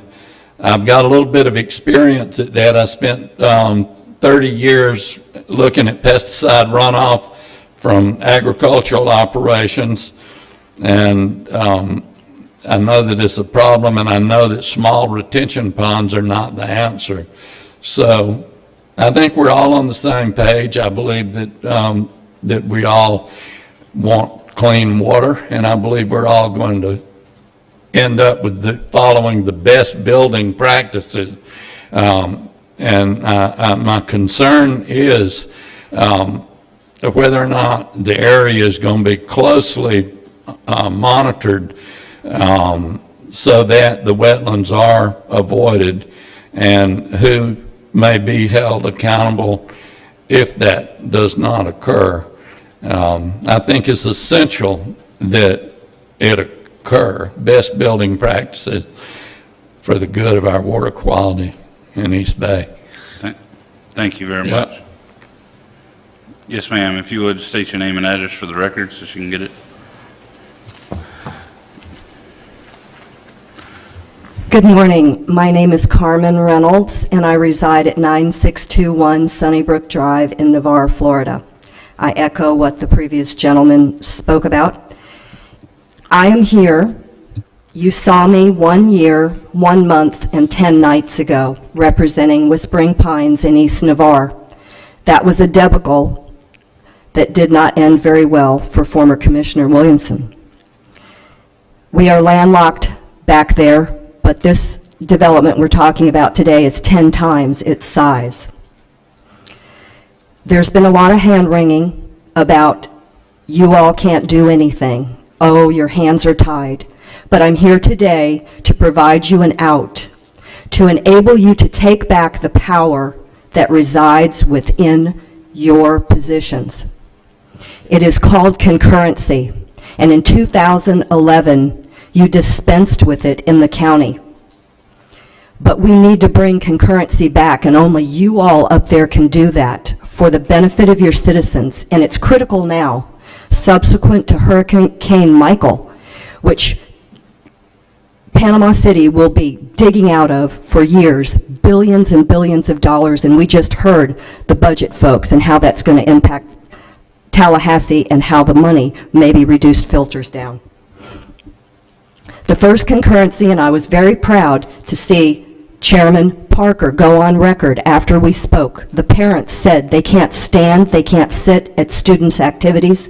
Their children are four abreast in the buses, and they're sitting on the floor. That was over a year ago, but the ball has not moved any further toward the goal line. You talked about school concurrency. I am recommending that that be regenerated, resurfaced, and that there be a bipartisan group of the school board and your staff and get citizens involved. I'm here to volunteer. You can use my time, expertise. I am here for the good of the county and as a resource to you. You are making decisions to put more development into areas we don't even have the schools to support. Where does that put the students? Where does it put the parents? Where does it put your citizens that you're responsible for their welfare? Second, parks and recreation concurrency needs to be reinstituted. We specified and showed you slides that night about the disparity between the number of parks between up north and in the south. The numbers will show now the balance of power is tipping. We are either at or exceeding half of the county population at this time. Where are these people going to walk? Where are the children going to play in this subdivision that's proposed? It is not designed for walkability. We need sidewalks. The kids are going to play in the street. Today, Florida was named the worst state in all of the United States for pedestrian fatalities. We have to look for the future. We're asking them to be vehicle dependent on Highway 98, which is level of service F, to dump into there, dependent on their parents to take them somewhere, dependent to get into the vehicle to get around in an area that we can hardly get around in our little town. It takes an hour sometimes. Third, traffic concurrency, probably one of the most important ones. 2 other counties still consider traffic concurrency when it comes to development. We can take a lesson from them. In fact, I have a quote from one of the directors of planning. He said, if development increases by only 5 cars, we assess it. And if there's more than 100 cars, we assess a proportionate fair use. We can take a lesson from them. I'm happy to share this information with you and these contacts that I've made. And finally, Tuesday, I came here to address you in sincerity, but I could not get here. I was stuck in traffic. I left at 7 o'clock, 7:10. I was there trying to get here and couldn't. The last area of concurrency you need to implement and implement immediately, please, gentlemen, is hurricane evacuation concurrency. When former Governor Scott said, "Get out, evacuate, this storm can kill you," he was serious, but I witnessed Tuesday, there's no way in gosh green earth that your citizens can get out safely if that occurs. So what was the reason for widening Highway 87 if they've got this slim conduit and they can't get out? That was an exercise. And with regard to the school concurrency, this week is the perfect storm. Headline, shortage of teachers in Santa Rosa County. We've got the perfect storm brewing, and you guys are in positions of power to rectify these matters. Ms. Reynolds. And last but not least, the wetlands. 1 acre, 1 foot deep, can absorb 330,000 gallons of water. But daily, as we speak, the wetlands are being drained surreptitiously and summarily. Less trees mean less windbreak. Less trees mean more flooding. It's in your power to put these concurrency issues back on the table for the safety of your citizens. And I encourage you to do that now, gentlemen. Thank you. Thank you, Ms. Reynolds. I'll just say is, Mr. Killam, are you coming back up? Yes. Yeah, I'll just say as y'all come back up, the reason, no, thank you for speaking, it's really not about you, that I should have addressed at the beginning of the meeting. The reason that the board earlier this year went to, you may see the timer on the screen, is really just to be judicious with time so that everybody can get through. And so I appreciate the comments. I'm just letting y'all know that was the reason for trying to keep them to 3 minutes. I'll keep this brief. I'm not going to talk about the wetlands. I've walked through them across the street from my house. Everybody's going to tell you about that. I'm not opposed to growth. I'm opposed to growth in the peninsula of South Santa Rosa County because it's overpopulated and there's not enough infrastructure there in terms of schools, roads, and my main bitch is that you're permitting these cookie-cutter subdivisions to go in and take up sewer taps that ought to be devoted to remedying the situation on East Bay Boulevard with no sewer. That's what we need out there, around the water. You need sewer. You don't need mounds that flush into the bay eventually. And I'm just amazed at this rush to judgment over this development. Why are y'all in such a hurry to do it? Are you being bullied by D.H. Horton? You've heard from your legislative delegation, and I was surprised to hear from them too, and they talked to you, and it had to come from Commissioner Cole that they didn't even talk about water, which is the governor's main concern. Water, septic tank conversion, that's going to be the focus. And if you want to get any money out of the legislature, you need to talk about septic tank conversion, protecting the wetlands, and that type of thing. That's what needs to be on the agenda for this legislative delegation. And, they're no pork chop gang like we used to have. The boys in South Florida are going to get all the money to remedy the situation that happened down in the Everglades because of poor planning. So I'm not hopeful we're going to get any of that money. I'm not hopeful we're going to get any FEMA money until the people from Irma, the people from Bay County get their money. And we may just have another hurricane in the meantime, and everybody's going to be waiting on their money.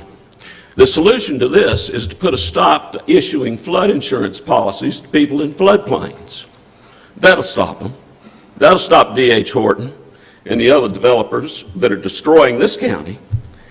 And just within the last several months, I've had a bear in my yard at 5 o'clock in the afternoon. I've killed a big water moccasin next to my dock.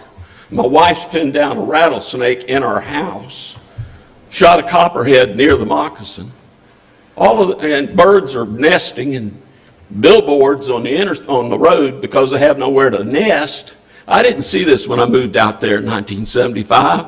I didn't have this problem. The problem is coming from Highway 98, moving like a big storm towards East Bay. You're going to ruin the bay, and it's going to be on your shoulders for destroying the environment of this county that has been its pride for years. Thank you. Thank you, Mr. Kittle.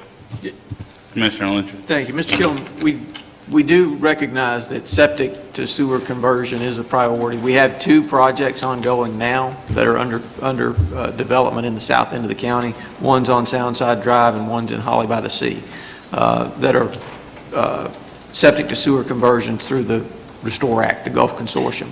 Within a half mile of my house, there are 3 oyster beds. There are 7 bridges between Bergen Road and my house. All of that water is flowing into those oyster beds right now. And right up the street a half mile, you're going to approve the subdivision that one man has requested you to approve without even getting any input from an environmental engineer. That's my problem. I realize you've done a little bit for the sound and all that, but nothing for East Bay. The project you mentioned before, the Oyster Bay, the Oyster Project in East Bay is a water quality project. Oh, they're shooting lots of oysters out there, no doubt about it, but they're not doing anything about the land around it. You know, that feeds the oysters.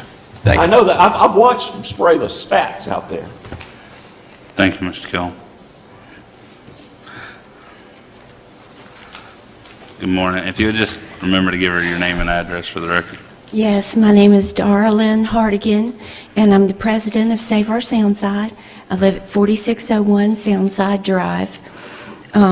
Just to comment on something Mr. Killam said, I have a mama bear and 2 baby bears that live in the tree across the street from me where there's a vacant house. Because Nature's Cove has destroyed all the woods over there. And I called FWC about them. They said if they come and they trap them, it's to kill them. They do not remove them and relocate them to Eglin anymore because Eglin's got its own problems with bears. I guess they have enough. But anyway, that was just an aside. I would really like for you gentlemen to consider not approving this preliminary plat for this subdivision, Bradley Estates or Forest Bay Estates, whatever it's called, because you know, at least until such time that it can be determined that sufficient and appropriate studies have been done and protections have been implemented for the neighboring homeowners and for East Bay and for the surrounding wetlands, and that there's been a study done on the endangered species that inhabit that area, because they are there. And, you know, it just seems to me every time that a huge development like this is approved, it changes the landscape. Yet I keep seeing Wetland Sciences. I see their name. They, you know, it's almost like a rubber stamp, and it's almost like a cut and paste on these environmental studies and everything. You cannot do these type of studies in such a rapid-fire succession. Like Mr. Reynolds said, concurrency used to slow this stuff down, and we could make sure that it was all done kind of hand in hand.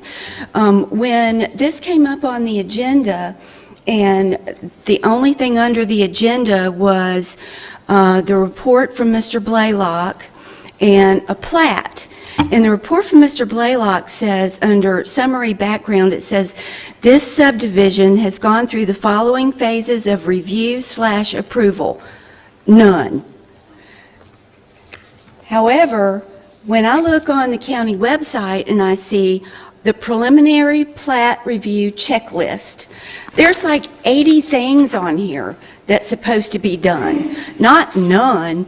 And if you're going to put the public in the position of having to police all this stuff, like we're having to do, then if these studies exist, they need to be made available to us and back online like they used to be in 2014 when we first started, you know, fighting this stuff. And just another thing about these retention ponds, if the retention ponds in Forest Bay Estates work anything like the retention ponds that we have over in the waters and the reserve at the waters, then they're not going to work. And you're going to see red clay going down the street and into the culverts and under the road and filling in the bay. It'll be a bay then. Right now it's the Sound over on Soundside where we live. For the sake of Mr. Peach, because he was not here when I spoke on Monday or Tuesday, I do want to reiterate one thing. Under the Land Development Code, Section 4.03.00, the public health, safety, comfort, economy, order, appearance, convenience, and general welfare require the harmonious, orderly, and progressive development of land within Florida and its incorporated municipalities and counties. We submit that our health and our safety, comfort, economy, order, appearance, convenience, and welfare are not being considered in the rampant development and approvals of these subdivisions without proper studies and safeguards being put in place in a timely manner.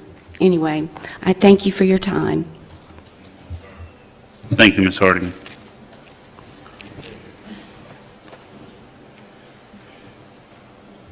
Good morning. I'm Michael Brower. I live at 5073 Mandevilla Boulevard at Gulf Breeze, and I am the Vice President of Save Our Soundside. I'd like to address the matter of Breland Homes, D.H. Horton, regarding Nature's Cove and the proposed Forest Bay Estates. Save Our Soundside, relying on highly credible government information, was amazed to learn yesterday that not one wetland or floodplain impact survey nor required permits for development in Florida's Gulf, coastal lowland wetlands and floodplains can be located by the Northwest Florida Water Management District in their files. By statute, any and all development for Florida's Gulf coastal wetlands, Gulf coastal lowlands, wetlands, and floodplains shall be reviewed and approved and signed off by Northwest Florida, or by all the water management boards, quite frankly, before any site land clearance or construction commences. Now, Nature's Cove is scraped bare by this developer, and the county should investigate and seek mitigation penalties for this seemingly gross procedural malfeasance. Forest Bay's Estates is generally untouched, although we have anecdotal reports of tree clearance and removal without warrant or permit. Understand that Florida's water management districts are reflexing newly re-energized muscles under the new governor's emphasis on water quality. Save Our Soundside strongly suggests that the Board of County Commissioners tabled this item defensively, quite frankly. You know, you say you can't disapprove it, but you can table it until the proper investigations get done on this site. I don't think Santa Rosa County wants to be on the wrong side of this matter going forward with this governor. Thank you. Thank you very much, Mr. Brower. Good morning. Thank you, sir. Good morning. I'm Jerry Ellis. I live at 6383 Arbor Lane. I live right adjacent to this property. Matter of fact, for the last 15 years, I've walked those woods in that area. As a matter of fact, last week, I walked through this period. But our main concern with here is there's no access out of those subdivisions. We're not just talking about Forest Bay. We've also got Heather's Place 2, Heather's Place 1, and some more. Heather's Place is like 200 homes already approved, and the construction is already, the land's already cleared and ready for that. And this is another 284, so you're talking 500 homes coming out of there, and River Birch is a very, very narrow road. And the thing that scared me the most, I heard this morning, was they're talking about coming out Edgewood, because the only reason they can get to Edgewood is through Arbor Lane, which is substandard. This place was approved so that they could get that started to get the first 60. And now there's 142 going out on River Birch, and River Birch is much less. So my appeal to you is you shouldn't approve anything until you have access out of there. Because Edgewood has got to go through Arbor Lane, it's got to go through Denton, it's got to go through Bellingham, and all of these are small streets. So that's my plea to you is, okay, when you approve it, approve the road construction so that these people can get out of there. Thank you. Thank you, Mr. Ellis. Yes, sir. If you would, just state your name and address for the record. Hi, I'm Walker Anderson, 6260 East Bay Boulevard. The people before me, who've done a lot of litigation research, environmental research, I completely agree. I'm basically here to let you know, as someone who's lived on East Bay, right across the road from this development that you guys are talking about, during the storm of 2014, the road, the land and the homes across the street were about 5-6 inches underwater. And this is coming off of the wetlands. And if you have a 1-inch or 2-inch rainstorm, which is frequent around here, the houses that were approved on the south side of East Bay Boulevard are built on mounds, and halfway up those mounds during a 2-inch rain are all covered in water. I watched the water coming out of the wetlands into East Bay on to the west of me, and there's literally millions of gallons of water an hour pouring out of that. And that's just one of the tributaries that's feeding into the bay. It's also on a topographical map. This is an actual creek, and I do actually go back there. There are thousands of pitcher plants in this area, 8 to 10, 12-foot wide creek, springs just bubbling out into the creek. And this is right back there where we're talking about. And if this is not considered a wetlands, I don't know what is. The other thing is, you put this huge development that you're talking about right on the edge of this wetlands. What's going to happen to the wetlands? You've got 500 homes or 250 homes, and you've got kids. How are you going to protect the wetlands? What kind of barrier you're going to put in there to keep people out? And this idea of putting stormwater into the wetlands, I mean, you have no idea how much water is coming out of there right now. I'm just saying, as a citizen and watching how the water flows in this area, I don't know how you're going to be able to control that. It's a huge amount of water that comes out of that area. So, and from what I'm hearing, the studies and engineering that have been, the efforts that have been put in this have been minimal. And I think it's a shame, and it's going to be a disaster. And this is what we're going to leave. This is the legacy we leave our children and our grandchildren. Thank you. Thank you very much. I've got, I don't know if anybody else has any comments. I've got a couple questions for this attorney. And I tell you what, I know as you make your way, I do appreciate y'all coming. I can't speak for other members. I think we all like to hear from the public. Sometimes it makes our job a whole lot harder, but that's okay, because I tell you what, Commissioner Peach is, you know, he says, man, the new guy, it hasn't been very long since I sat there and said those exact words in that exact seat. And I think probably what he's experiencing is exact thoughts that I have over the past 2 years, and that's, you know, thank God we just approved this month to do a comprehensive review of the land development code, but you ask yourself, like, why couldn't it be quicker? You know, why wasn't it done? And I get asked that all the time. And one of the questions I have, for Roy, I follow what you're talking about with concurrency, and I know we stopped that, and I've had the thoughts of that, but I just want to verify with Roy, would that have been done at the zoning level or is that at a different level? From what I had read, it used to, we went through all that when we discussed about zoning, but like in this case, and I've got a few other questions, but in this case, I'm assuming it's R1. I haven't pulled if it's R1, R1A. If the concurrency management would have been implemented first at the zoning level, if there was a situation on a rezoning, the concurrency in regard to construction is generally through impact fees or proportional mitigation, which is not in place in Santa Rosa County at this point.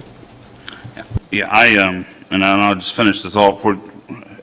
I tell you what, go ahead and come on up, and then I'll hit on a few things. I mean, I don't want y'all to think these are deaf ears, and we'll try to find out some resolutions, because really, we've seen huge turnouts from citizens in your area, and man, if you didn't care, you wouldn't be here. So I don't want you to think that it's falling on deaf ears, and really, this is a drop in the bucket compared to what would have been in this room the last 2 months if we wouldn't have had certain agenda items pulled in my district. So it's there's a lot of contention throughout the county about folks that want to preserve our county. We know we want to grow. A lot of citizens do, because a lot of citizens have told me they want their children and grandchildren to have the ability to have jobs here. And I know my parents are one, and I thank God that I was able to build a house here. But I also know we care about the environment. So yes, ma'am, if you would just state your name and address for the record. Barbara Buss, 2469 West Bay Shore Road. I have a question. I guess I don't understand this. It says the issuance of a development permit by a county shall include a permit condition that all other applicable state or federal permits be obtained before commencement of the development. So who enforces that? Statutorily, that was in our land development regulation prior to an amendment that the legislature put in place some time back that prohibits the county from requiring, as part of our development review process, a owner to obtain the DEP Corps or water management district permits. We can't require that. And that language is superseded by the state statute.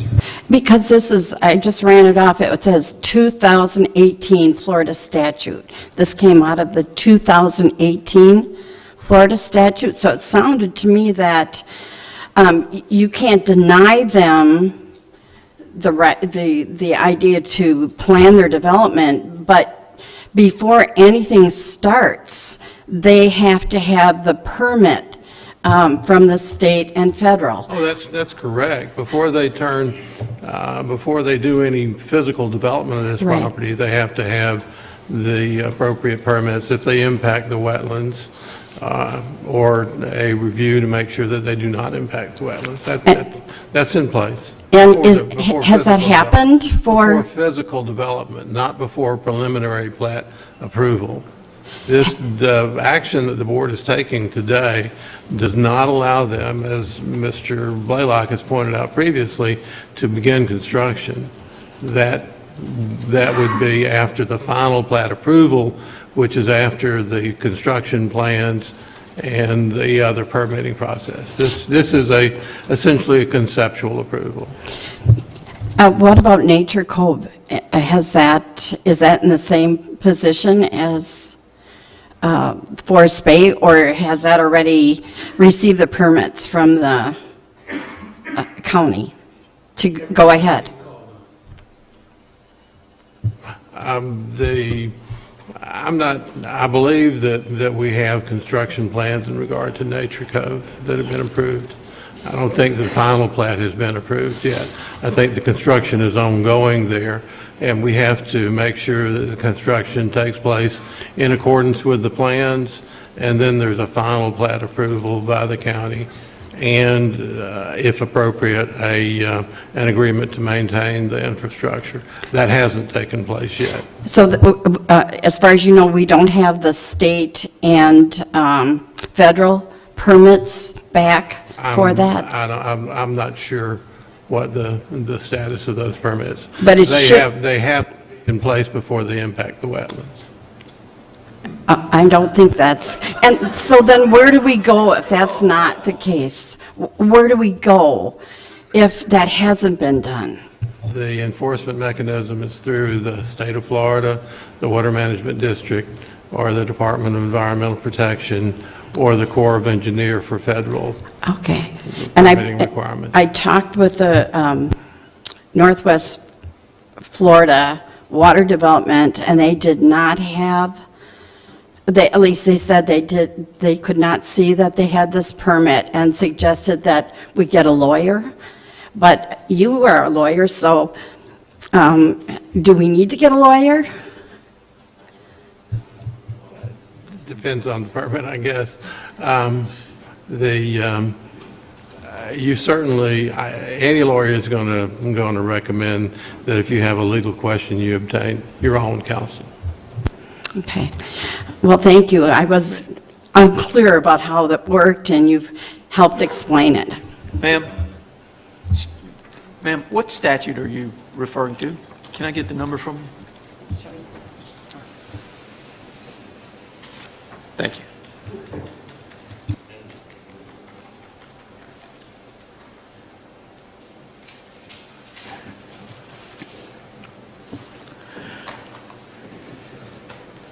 I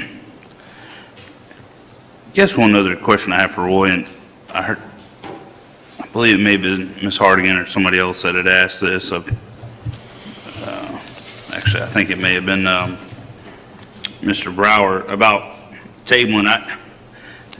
I guess I'm going to try to stay brief, but honestly, I know I've sat here and as well as chairman before me over the last 2 years and feel like we apologize for our own land development code. I know I've at least said that before of, well, we have to sort of like Monday, hey, we have to approve this because it's in our land development code. We want to change it. I know it's an arduous process. It's going to take about a year to actually get it changed, and I wish it would have been done sooner, but they bring up and we know it has happened in the county as far as people clearing land, backfilling it. It's happened in Holly by the Sea, and then they go for the Army Corps permit. I mean, I've seen some even myself where it says, we went out there, there's no wetlands present. Well, it's not because there's fill dirt in there. So, I mean, we know it's a problem, and they're not, and these folks haven't just come and talked about traffic, which will be, traffic in school will be what we hear about in my district, but, I mean, they're genuinely talking about their water, their environment. I mean, we know we're spending millions on storm. I'd be lying if I say you're not pulling at the heartstrings, so I don't want to sit here and apologize and say, well, we got to do it because our code says we have to do it. I mean, they get into issues such as, could we table it to review these, or do we have to do the preliminary plat? I mean, what one question is, even like Commissioner Peach stated, hey, we know there's wetlands. We don't know quite how much. I think Roger said we haven't got the wetland delineation back yet, correct? No, I Right. said it is reflected in the preliminary plat. That is a condition of that 88-point checklist. And just for clarity to Ms. Hardigan, our write-up, summary, and background says the subdivision has gone through the following phases for review and approval. None. This Board of Commissioners has taken no action. However, if you read further in the item report, it says further, based on the review by Santa Rosa County Engineering Department in accordance with the Santa Rosa County Land Development Code, the preliminary plat for Forest Bay meets all design requirements. That comes through that checklist that she described to you. That's an in-house working document that we use to look at every preliminary plat. We don't bring those preliminary plats to you until it is our opinion that they do meet the requirements. And so just wanted to clear that. And in answer to the question about the wetlands, it is included as a part of the preliminary plat. So we already have wetland sciences that are, I They are the understand, we ones- see the name a lot, but And further, the preliminary plat is signed and sealed both by an engineer of record and a surveyor who is saying that Wetland Science delineated that line and they surveyed it, and it's part of the boundary survey for that development. the two other things I'll address I know several people, at least two, talked about bears today. As you come up, you heard Commissioner Cole's statement. I actually had a call from a guy in Holly yesterday. We know that's a problem. God, I've been hunting blackwater my whole life, and I've never seen one hunting, but when you go down here in the populated areas, and y'all got bears everywhere. But I know they talked about traffic, and Roy, you're more familiar with the nuances of the language of the Land Development Code than I am.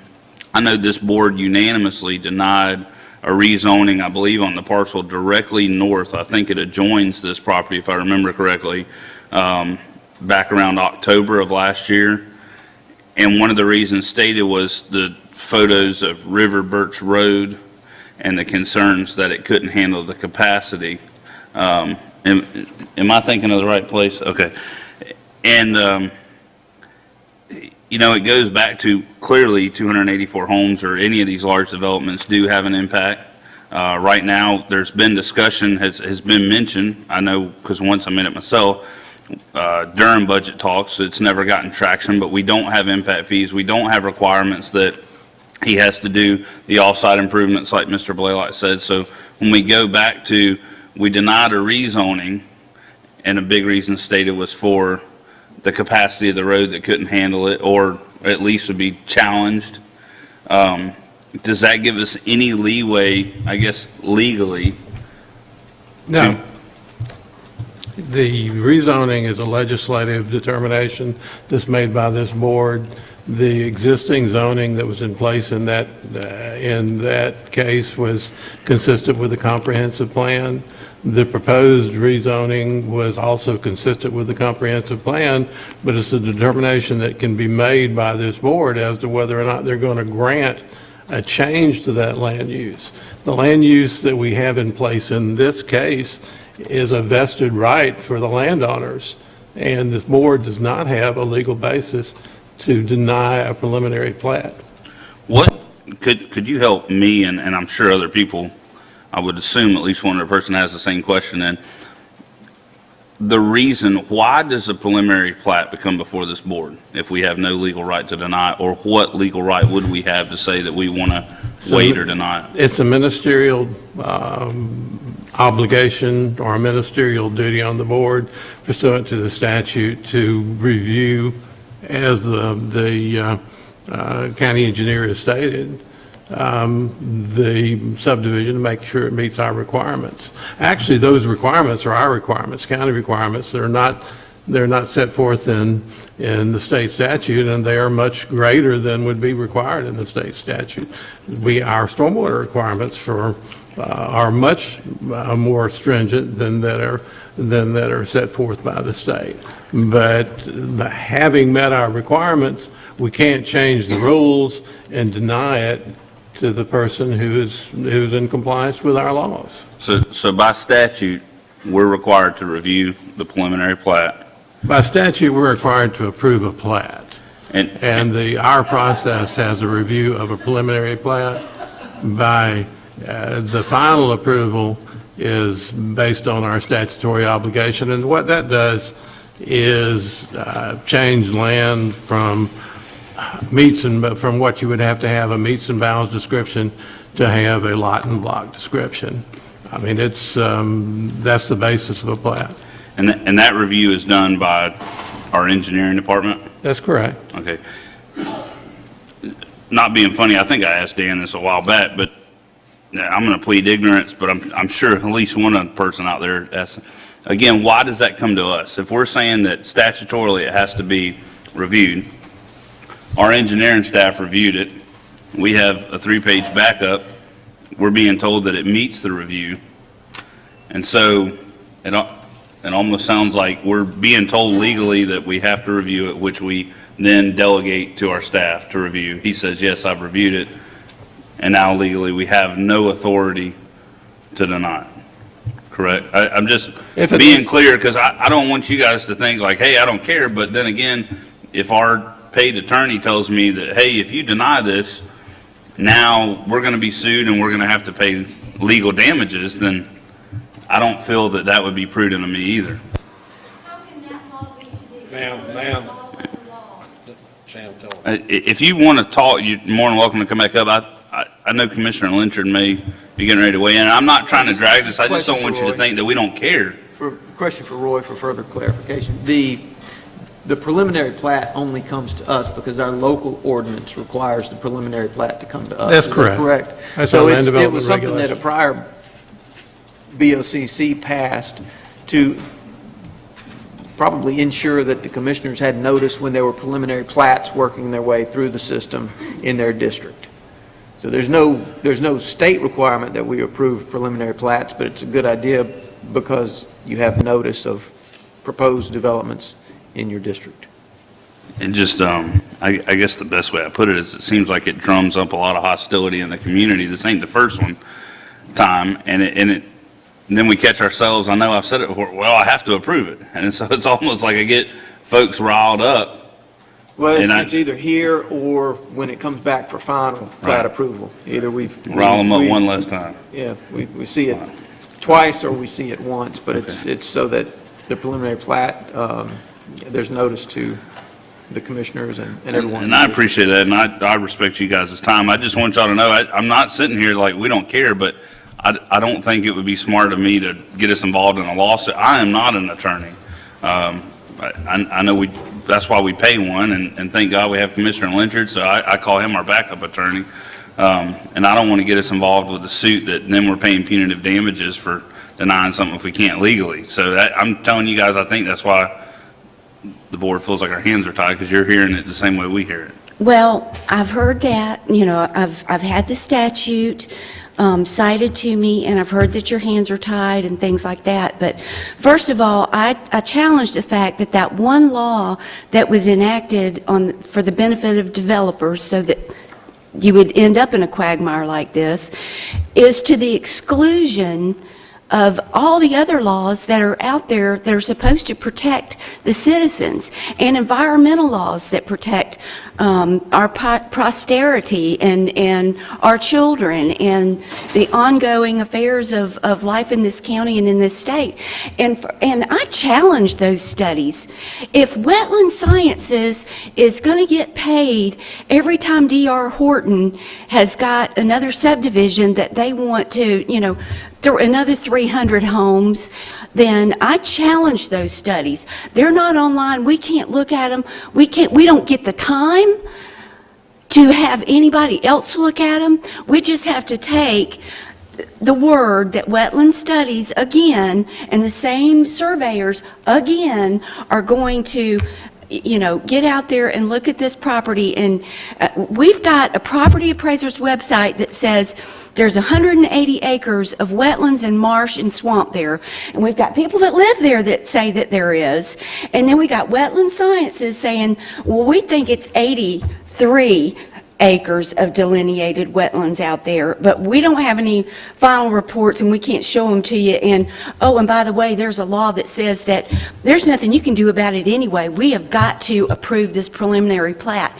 If that's the status of the law, then it needs to be changed, and you guys have the power and authority to look out for and represent the people in this county. And we are saying we don't want this anymore. We're tired of it. This is our way of life. I'm sorry, I am upset about this, but we should not be in this situation. Like I said, it should be tabled till the Land Development Code is amended. Commissioner Cole. One quick thing. I know all of y'all got a letter from the Army Corps of Engineers telling you that the sidewalk was not permitted, threatening jail time and penalties and so forth. And did the attorney have anything to do with answering that letter to the Army Corps of Engineers, or did you approve the sidewalk, sir? I didn't approve the sidewalk, and we have filed a response to the Army Corps. And did you file a response that said that the sidewalk wasn't running through the wetlands of East Bay? I don't think that's exactly what we said. But if they said that, do you disagree with that, sir? We're involved in resolving the issue with the Army Corps of Engineers. And you're aware that the legislature is going to meet, and they're going to change a lot of these environmental laws, and y'all do need to table this until the dust clears on the legislative session, and maybe this little 2012 law may go away. Commissioner Cole. Thank you. Roger, the previous speaker brought up a good point that I wanted to ask you. Do you, in your department, receive all the backup documentation from Wetland Science, or do you just get a letter? We get a signed and sealed document by an engineer of record and a surveyor saying this is the wetland delineation line that has been accepted by the Army Corps of Engineers, FDEP, based on Wetland Science's experience with those individuals. The individual permits to impact wetlands or to goes through those agencies. And we don't get necessarily a separate report or anything along that line. We get that document that we are reviewing and recommending to you that shows where the professionals have said they believe the wetlands delineation line is, and it's surveyed and incorporated as the boundary survey. And basically that documents. And that is public The same record as available what we for get here? engineering. That's a compilation, but the actual preliminary plat is in the engineering office. And so Okay, you can and come that review being it. in your office, it is public record, correct? Absolutely. All right. If you will, allow me just one more thing to ask Roger. Same lines that Commissioner Cole stated, and I'll wrap up my thoughts on this. It's just like, I relate it to two things. For one, we're hiring program management services for a firm to help us with the courthouse because we understand, hey, we need help. We need a fiduciary, person there to oversee it.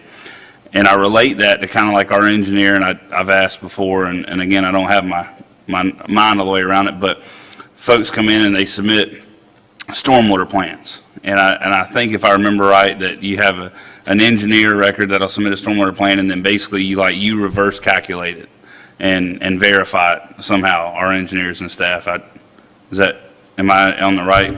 You're in the ballpark. Yes, that Yeah. information is reviewed for meeting minimum requirements. That's So- right. But we're not certifying that engineer's work. We're reviewing it for compliance with our ordinance. I guess, and they did bring up, you see Wetland Science, nothing against Wetland Science, but I know they do a lot of studies, and it goes back to very recently, this county had to expend funds to do some repairs in Ashley Plantation. And I remember in a public meeting, correct me if I'm wrong at any point, 'cause sometimes I get off, but we said basically because that engineer had got back some bad soil samples or something that was miscalculated that led to that design being approved. And now, unfortunately, there was some things that weren't up to what we had planned before, but I guess what I'm getting at is do we have a fiduciary duty, I think is maybe a question for the board, because I know there'd be funding related, to our citizens to have, kind of like we do with engineering work, whether it be a staff member that's qualified or a second review to say, okay, is this correct? Because unfortunately, it's bid us, we have it on Tiburon as well. We're spending $3.2 million to fix something that the current engineer working on it said, I don't know how that ever got approved. So unfortunately, mistakes happen. I make them all the time. We're all human, and that will happen. But is this a good idea when we're dealing with wetlands that we build in an implementation to review and verify that it's correct? Because I know if I make mistakes, and I know every man on this panel will admit that we make mistakes, and this county's made mistakes, maybe Wetland Sciences or any other company could be privy to making a mistake. Would it be, diligent to check those things prior to approving them, or what would that process look like? Because it sounds like basically we've got a signed sealed saying this is what it is, but we've had that before, and then we've realized, oops, the hydrology test was wrong or whatever, and now we're spending money to fix it. Because at the end of the day, if this gets built and 20 years down the road, and none of us are sitting here, but storms flood these houses, and then the county's spending tax dollars to go back and do retrofits, HMGPs, and all this, and we're going to say, well, I wish we'd have solved it 20 years ago when it got approved. Commissioner, I'll address the wetlands issue that you described. At one point, we required, and the state required, that they verify every wetlands delineation line, and they found out very quickly and withdrew that they did not have the time, people, or resources to go out and field verify every delineation line in the past. And it was holding up exactly what we're describing here, approvals, state approvals.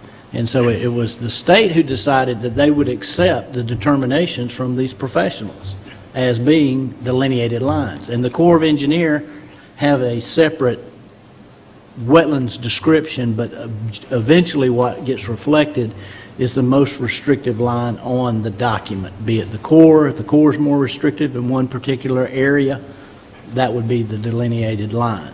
And all those would go off of the one study that was submitted, though? It's based on the Army Corps of Engineers and the wetlands, and the FDEP's wetland rules, and they accept wetland sciences delineation, and the county, in our review process, by default, accepts the state and the Corps'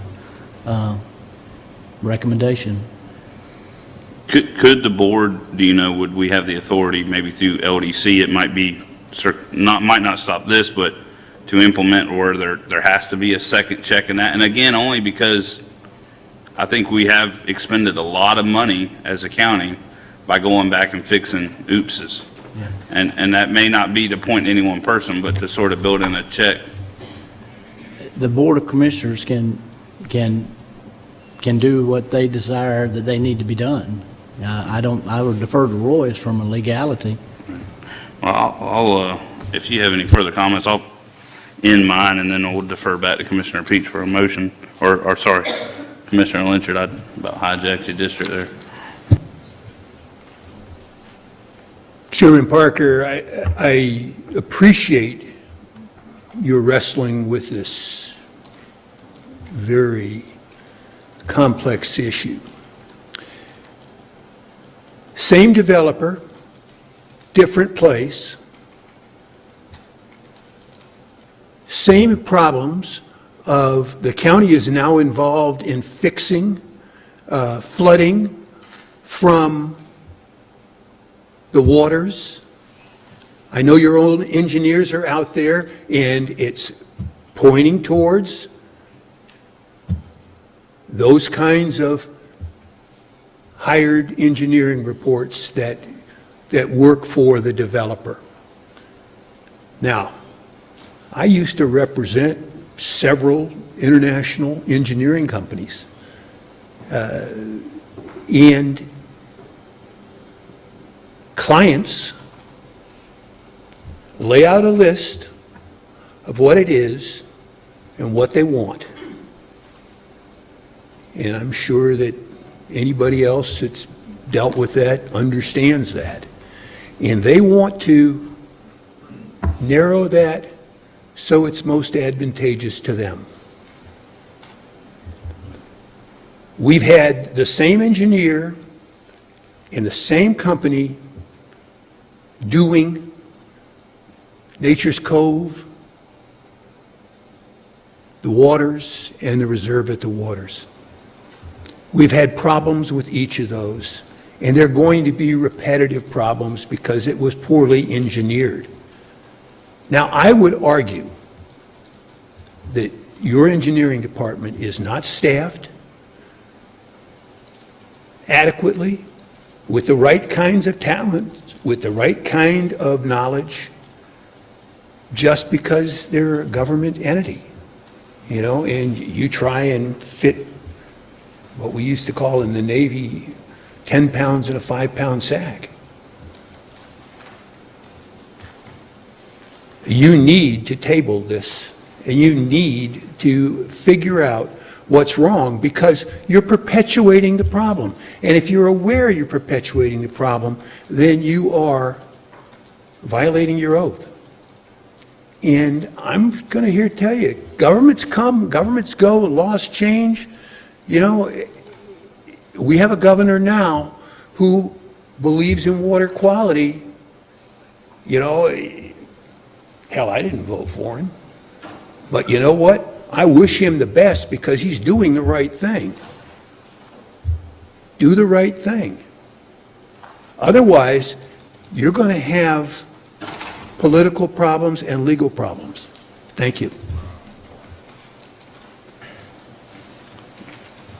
Just to, I don't need to defend our engineering department. They're certainly capable of doing that on their own. But, Roger Blaylock and his leadership in our engineering department is the reason that we have a 100-year stormwater requirement in Santa Rosa County. When the rest of the state was at 25, he pushed for heightened stormwater requirements in Santa Rosa County, and we've led in that area for 2 decades. There are things that we need to change. Absolutely, there are things we need to change in our land development code. We're undergoing that process now. We have, in the past 3 years, amended our land development code to require a heightened level of best management practices on construction near the water. We can certainly look at implementing or reviewing the BMPs required for construction around wetland areas. Take a look throughout the rest of the state and nation and see what other communities are doing to ensure that there's minimal impact when there's development around wetlands. In terms of what we can do now, I mean, we have to operate under the land development code as it exists. If a developer and their engineering firm meets our land development code, we do not have the discretion to deny the approval of that plat.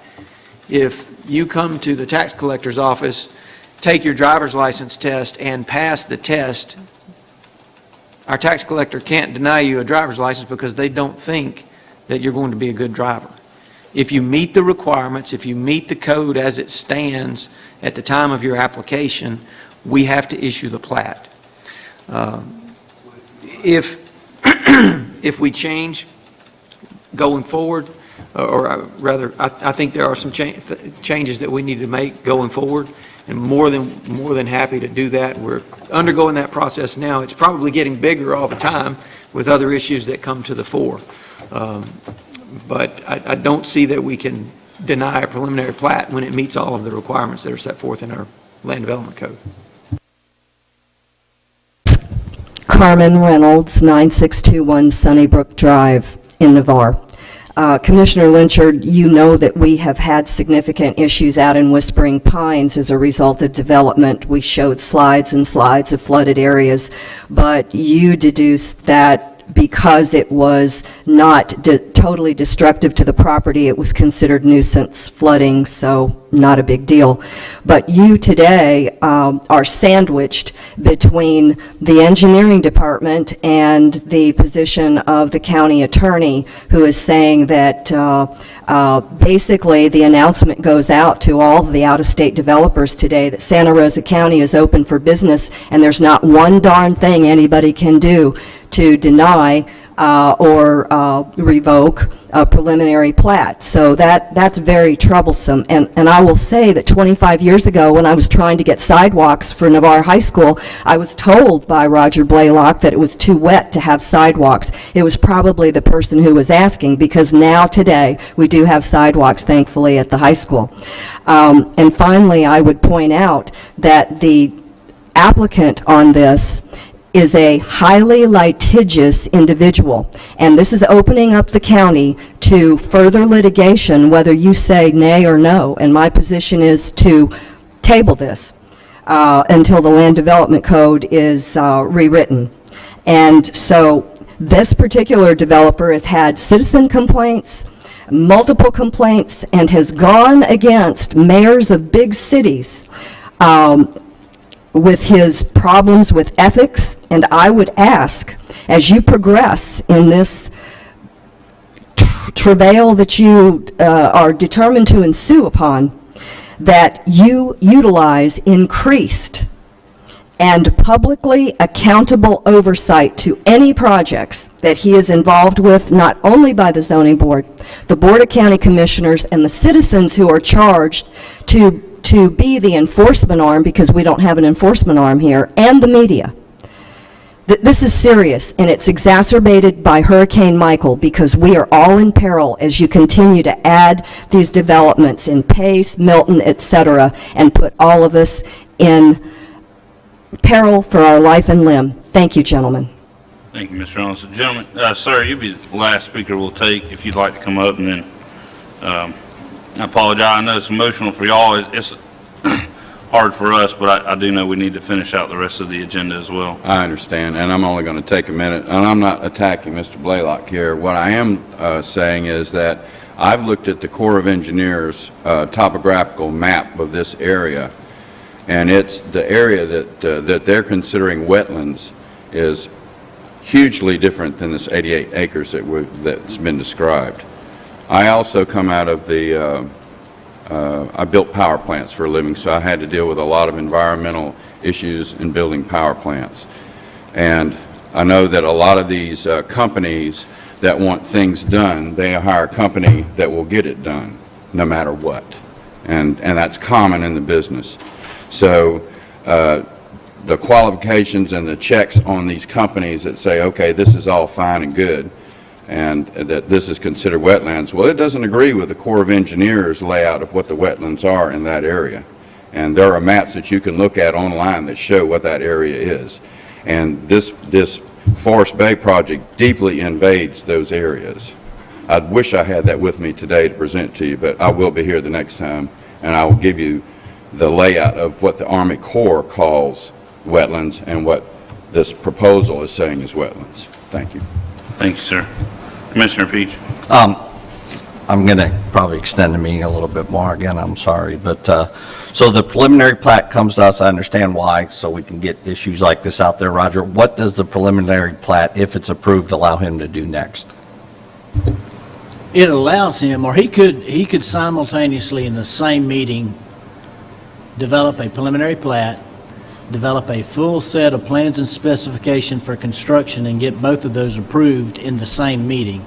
The LDC was lined up years ago before there was a planning board, before there was in-house engineering.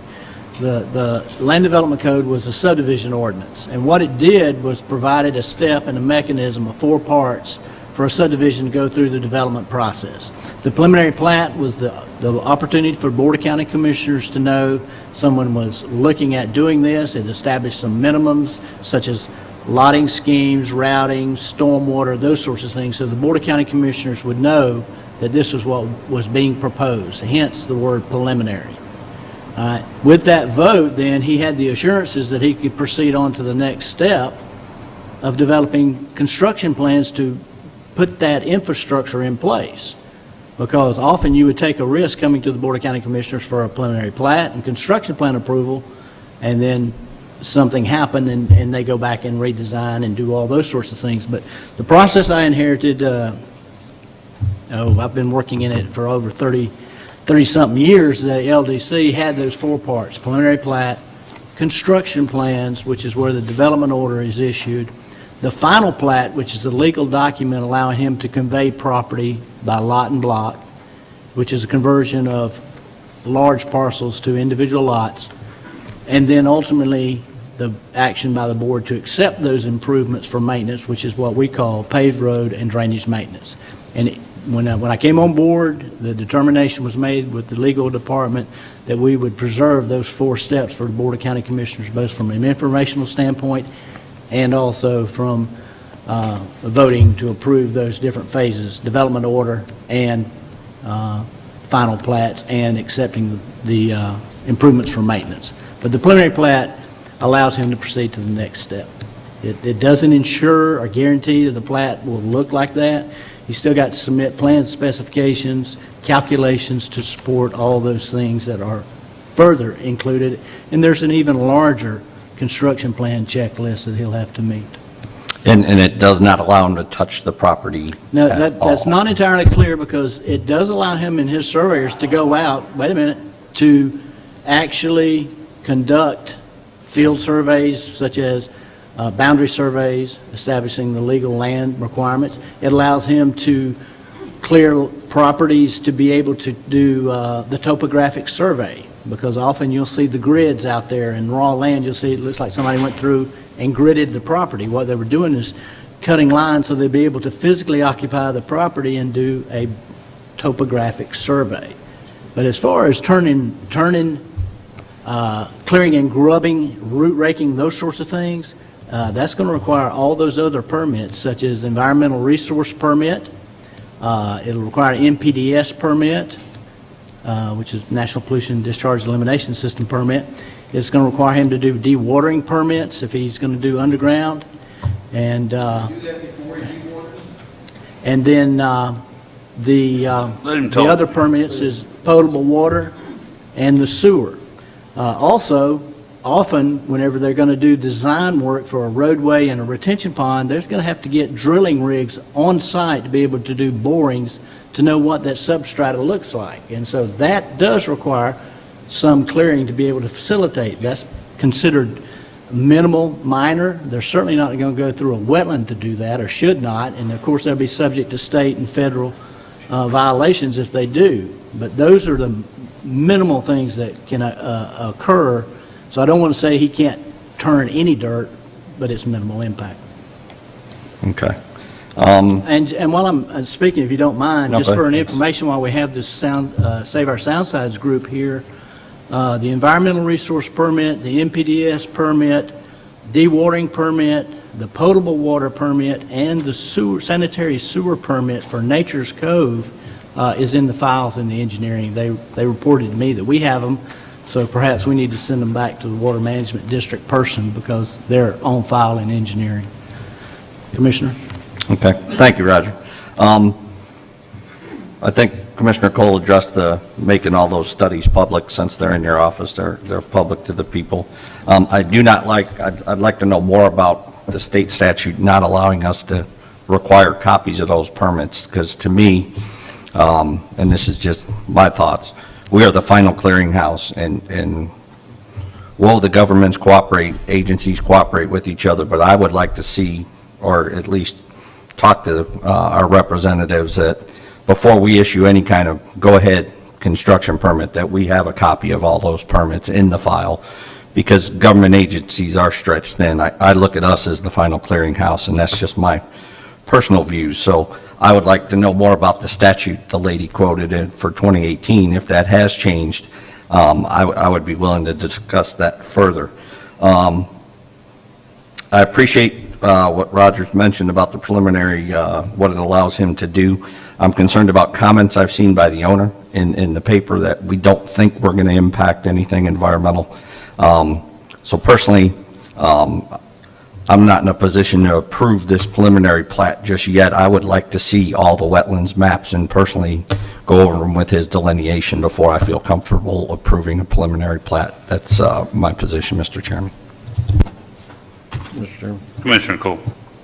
I'm going to echo what Commissioner Peach just said.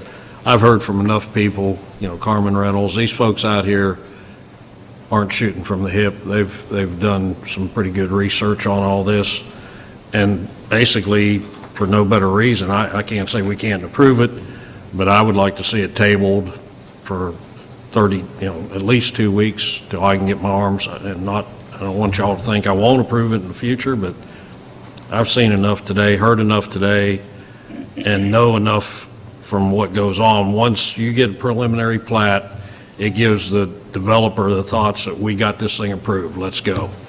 Having heard Roger also say that, well, they can go in there and do some minor clearing to do some surveying and stuff, I think we've seen enough times that this minor clearing gets carried overboard and mistakes get made, and it gives the public the thought that, well, these guys got their mind made up, so why are we fighting this thing? We're fighting a losing battle. I don't want to give that impression. I feel like I've got to get more wrapped around this, because even after 16 years on this board, you still learn things. The day you quit learning things, the day they put you in the ground. And I just feel like that gives us some leeway to understand this a little better. To go from 180 acres of wetlands to 80 acres of wetlands, how did that happen? That just too much that I don't like. And then about the comment about have we been threatened? I don't know about the rest of these guys, but I grew up in the streets of Pittsburgh, and somebody threatens me, I only bend so far before we go to the parking lot. And I'm getting a little too old for that, so I more likely would go to the state's attorney's office with it if I got threatened. So I can assure you that nobody's threatening me. Got like Pittsburgh versus Chicago up here now. You want a Schmuckler opinion? Since this is going to be the unprecedented for me, again, only 2 short years' time of seeing that we're going to deny a preliminary plat, because like Commissioner Cole said, I can count to 3, and I'm going to jump on the train. My question I'm going to ask, since we're setting new precedent, because I haven't seen it happen in 2 years, is would this board consider, and I'm not saying as a policy, but maybe in this one case, because it is enough that we're doing something I haven't seen done in the 2 years, would we consider paying for our own wetland study as sort of fiduciary duty from a different opinion? Because that seems to be the big argument. And even you said, well, if we got 180 to 80, and then we would know. I know there'd be a few $1,000s cost involved. I don't know, but I guarantee it'd be a lot less than redoing a drainage project if something did go wrong. But is that something we would like to consider? Because we're the board, and we would have to make that decision. And I feel like if we ever were, this would be the time to do it. I wouldn't want to make that decision today. I would just like, and I don't want to deny it, I just want to table it. Roy, can we table it without getting ourselves in a jam? I think you can table it to the next meeting without having a legal issue. I think you can't table it indefinitely without having a legal issue. At least the next meeting or the next meeting at the end of next month. I don't know if 2 weeks I can get my arms around all this, but I'll certainly try. Roy, would it be possible to, or I guess what's your opinion on tabling to the last set of meetings in February, since we have 2 sets, and then that would give staff time enough for the next set of meetings, come back and at least allow us to know, here's roughly what the cost would be to consider if we wanted to have a second opinion on wetlands, because it sounds like that's the biggest issue here today. What do you think about that? I think the board probably would have discretion to delay action for that period of time. Okay. But I would ask her, I don't think, I would defer to Roy, to delay to then decide to do additional work would not be appropriate. If you want to direct us to hire someone to do an evaluation of the evaluation that's been done, I would ask that we make that determination today and give that firm time to do that within the delay period. That's my recommendation. My thought on it is if we're delaying it because we're concerned of the wetlands and we're not going to check it, you can show me wetland sciences thing, and I've looked at them before for acreage, not of this magnitude, but some that I've dealt with. I'm going to have to just take what they're saying as fact. I mean, I'm not an engineer, so I'll jump on the train to table it if we're going to get a second opinion, but if not, then looking at their paperwork is going to do me nothing. Yes, and just for clarity, understand, we do not have wetland biologists on board, so we'd be going out. Right, we'd have to pay for it, third parties. Mr. Chairman? Commissioner Cole and Commissioner Lynch. Just a question. Roger, what is the backstop for the applicant's wetlands delineation study? I know we don't have wetlands biologists on staff. Is that delineation study reviewed or approved at the state level or by the Corps prior to issuance of the permit? It did in the past, but not now. It is, however, if they get anywhere close to it with their construction or they have to issue a permit, then it will be reviewed by the Army Corps of Engineers and the FDEP wetland biologists, but if they essentially avoid all impacts to wetlands based on a wetland scientist's biological opinion, the state and the Corps have the option to accept that opinion or not. And if they do not, then they will send their field people into the field to verify it. But even after they go out and flag their wetland, someone has to contract a surveyor to go back and resurvey it and tie it back to the horizontal control boundary. So that can run into a lot of money as well when you're talking about an 80-acre tract through wetlands. and around wetlands. Mr. Chairman, Commissioner Cole. I think we heard from enough of our citizens today that I think we have political capital sitting out here to spend a reasonable amount of money, so I would support your suggestion. Commissioner Peach. I concur with Commissioner Cole. You, Mr. Chairman. We have to, this could be a good test case. I mean, we're going to do a check, and if we suspect something, then, we may open Pandora's box, but so be it. But I think we have to do a check here sooner or later, and no time like the present. Commissioner Lynchard, I know this is in your district. If you would like, or I could defer to Commissioner Peach, I believe this is on the admin based on his request. I think it's opening Pandora's box. I think we're now getting into the position where we're looking to regulate wetlands. That is not our purview. That is the state DEP, that is the Corps of Engineers, that is not the county. We are stepping off into an area that we have not previously operated in. Commissioner Peach, I don't think we would be at this juncture today if it wasn't for you sitting on the board. Would you like to make a motion? Yes, Mr. Chairman, I make a motion to delay this approval of the preliminary plat, table it to future meetings in February, pending more data and presentation by our staff, as well as the possibility of validating the wetlands delineation. Would you like to also include in that motion that maybe as Commissioner Cole had worded about going ahead and directing staff that we contract with a third-party engineer to verify these? Certainly. I'll echo Commissioner Cole's recommendation and include it in the motion to direct staff to find a third party to validate the wetlands delineation for us. Is that sufficient, Mr. Chairman? Commissioner Salter. Commissioner Lynchard was first. Sorry, Commissioner Lynchard. Just a question, is there going to be a budgetary item associated with that?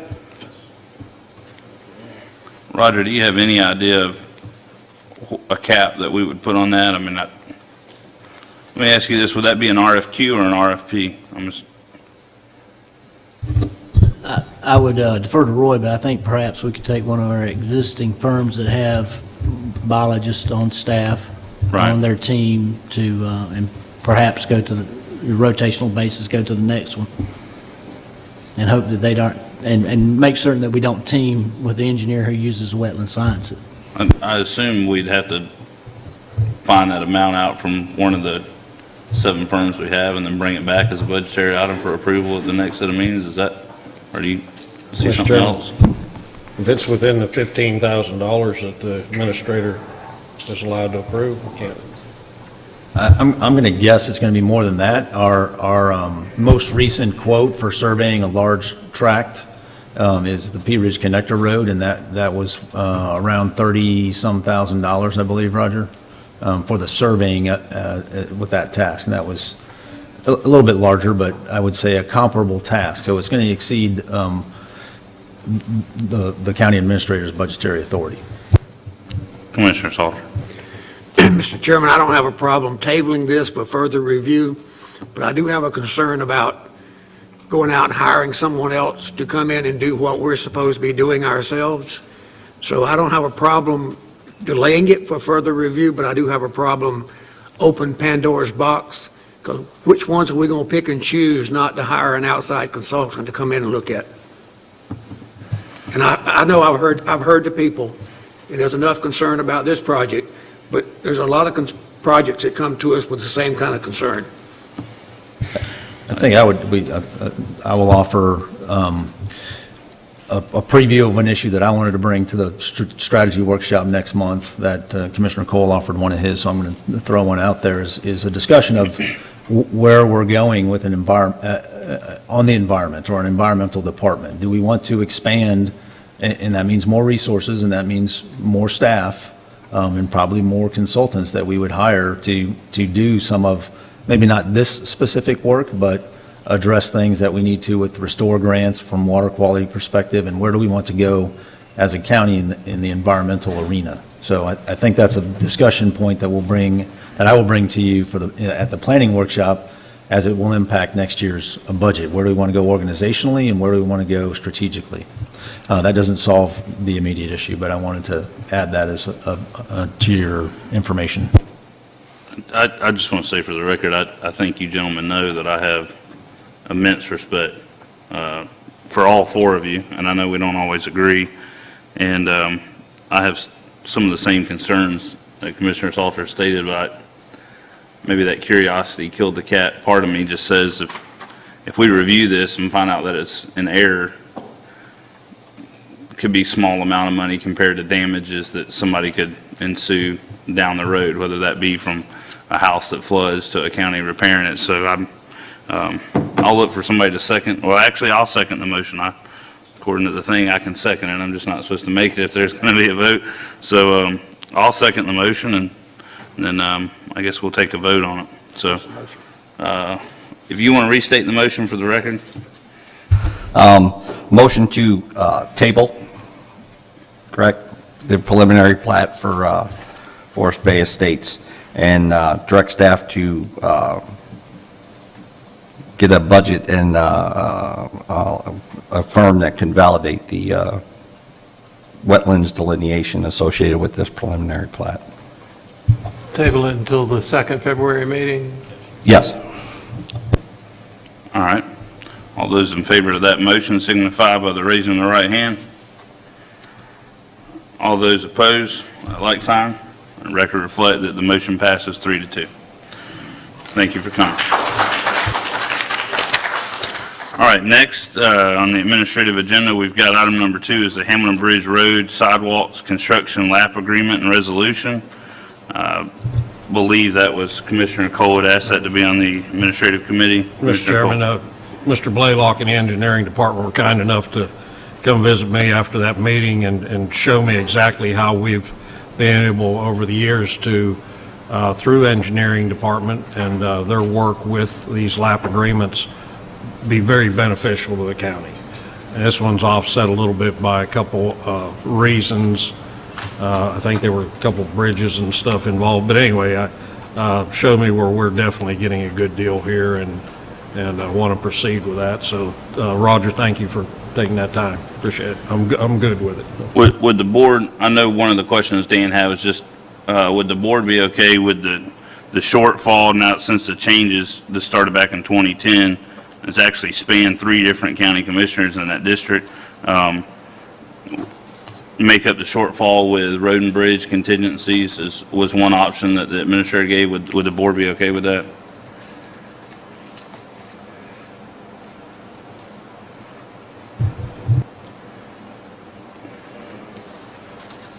I'm gonna take it if nobody has. Commissioner Parker, you lost me on that. Just There was it came back to the board because there was a shortfall from the original estimate in 2010 to now, and we had to direct staff on how to pay for that shortfall. Okay. All right. And so one of the options was road and bridge reserves. So I would make that motion without objection. Hearing none, Commissioner Salter. Mr. Chairman, you said it impacts 3 commissioners? Well, I said I think it spanned at least 3 commissioners in that district. I think Commissioner Williamson, I believe, was in there in 2010. And then we had Commissioner J.R. Williamson after that, and then me. So I was saying this project that was applied for in 2010. I misunderstood him too. I thought he meant over 3. Oh, no. Yeah. I was saying that this was actually began 3 commissioners ago in the same district, and I still feel honored to be able to sit in Mr. Williamson's seat. And so I was just saying I would like to see us move forward. But I'll make the motion without objection that we move it for the shortfall there of the original estimate to be paid for out of road and bridge reserves. Dan, that good?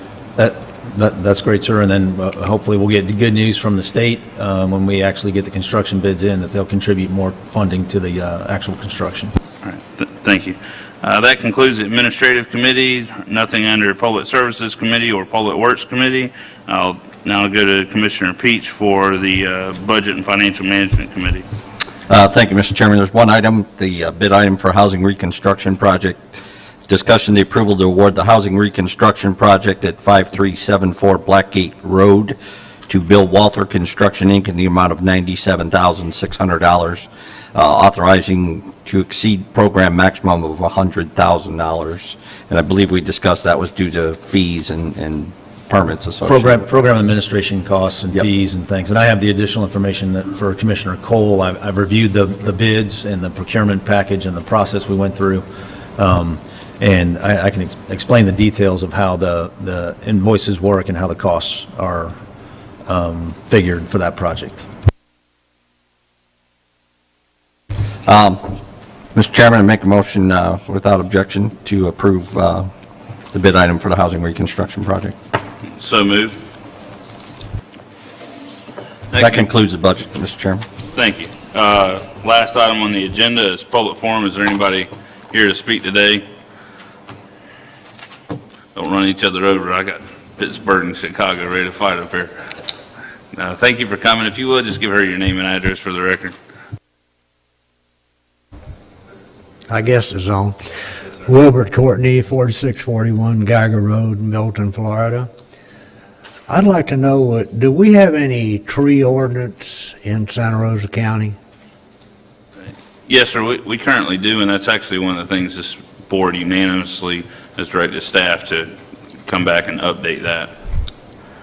Well, I was driving by the front of Lowe's the other day, and there's two at least 100-year-old oak trees that's laying there with the roots out of the ground, where they're building something in front of Lowe's. Now, I think if it's Lowe's building, they should pay $10,000 a tree. Well, I'll tell you real quick, because I think it was Roger or Stephen one sent out an email this past week.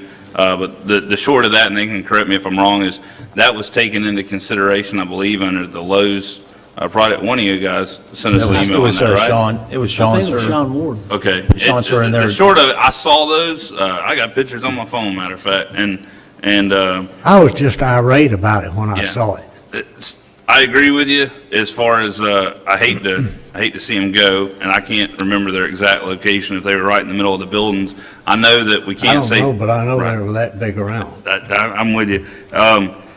That was in part of the plan when they originally approved the plan for the Lowe's for that out parcel. That's why they said it was, according to the email, mitigated by some of the large trees they've had to save throughout the property, just like that big fir there on Highway 90. And so that was basically approved long ago, back when the Lowe's was originally constructed. And that's why they've maintained some other trees there. That's really all I can give you on that. Mr. Chairman. Okay. Yeah, Commissioner Cole. And Bill, yes, when the big oak tree went down on the corner of, I believe it's Bell Lane, and the other one, the very large one that went down when they built the CC's Pizza. Yes.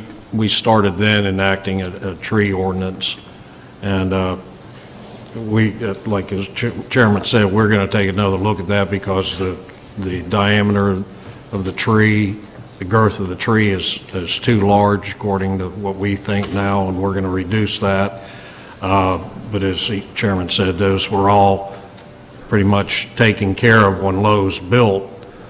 And to the developer's credit, they even looked at how they could possibly situate, it's 2 restaurants going in there, how they could possibly situate those restaurants without taking the trees down. None of us like it, but it was already out of the question as far as whether or not they could stay. But they did take the extra step to try to work around them, and it just wouldn't work out. So, yeah, we're going to take a harder look at that. Thank you for the explanation. I also want to say that I agree with all these people that were behind me this morning that got up and left. I wish they'd have stayed for the rest of the meeting. Evidently, the only thing they're concerned with is south side. Well, I'm concerned with the north side. And I would like to know if anything has been done since I brought up Pond Creek. Have we stopped any building on Pond Creek with cesspools? Have we did anything to try to alleviate the water in Pond Creek? The answer will be no. I feel like I'll address that in short answer is, you heard this morning, I can't remember if you were here at the beginning of the meeting, but our legislative lobbyists came forward, and one of the top 5 priorities, and actually I believe we rank it number 1 unanimously, is the City of Milton wastewater treatment expansion. And one of the things that will allow us to do will allow them to bring on more customers, so that as we go for grants, can I say, has anything been done since you were here last time that I could show you tangible evidence? No.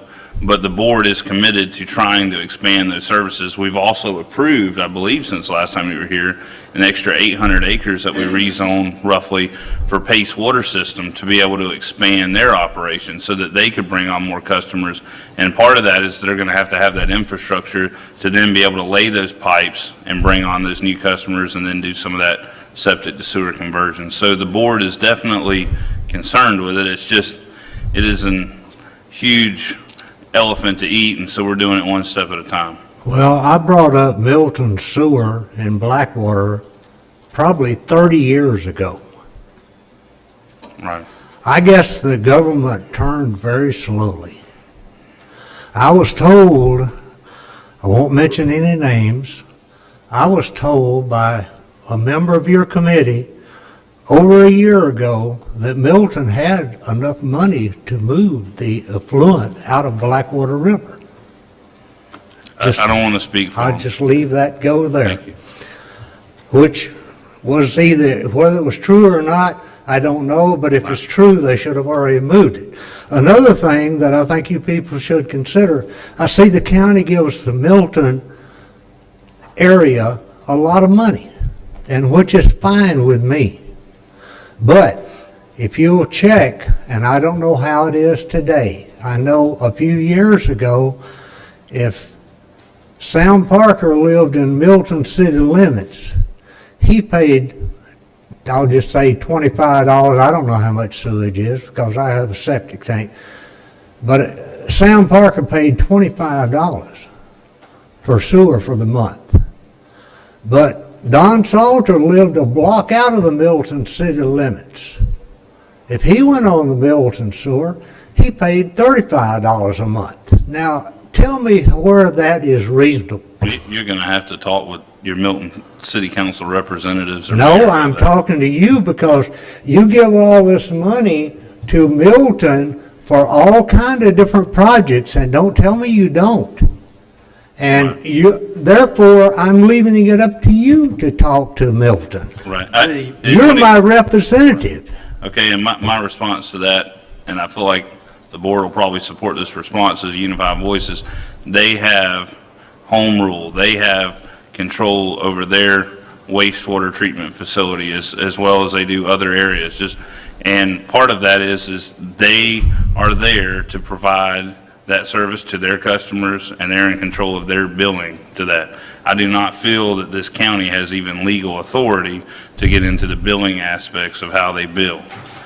So I don't want to be disrespectful. I know you may want to talk to some of us offline, but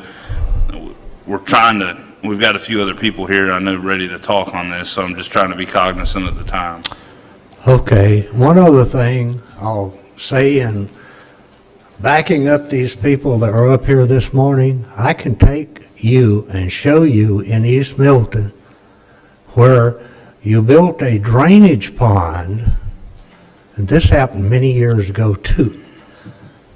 The land goes from here down to here, and you build a drainage pond on top of the hill.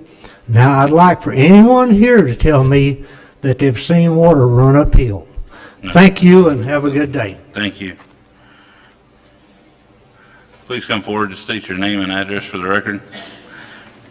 Hi, my name is Joe Liebold, 38 Star Lake, Pensacola, Florida. I'm here to make the council aware of a project You can pull that up if you're making it more comfortable for you. There you go. The project that I am going to be coming before you next month.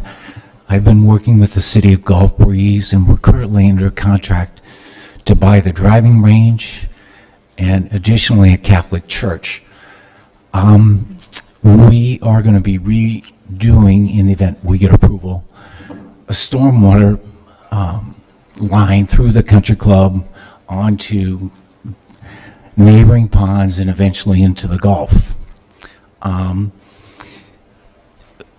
Sean at the city, or the county, and Samantha at the city, and the engineers have been working with us, and I think we're getting close to, we went through Santa Rosa, the Water Utility Board, and then now the City Council. In addition, with the new school, our engineers also, we are going to be taking a substantial amount of the effluent discharge from the sewer district, which is over the ridge from us, putting in a new line. And lastly, would be just connecting a road to alleviate some of the traffic because of the new schools, which would be going to Country Club and one other road. So we will be coming up in February, I believe, before you all on the 28th. So that's all. Thank you very much. Does anybody else have anything they would like to discuss with the board during a public forum? If not, we'll go ahead and adjourn the meeting. Thank you all for coming.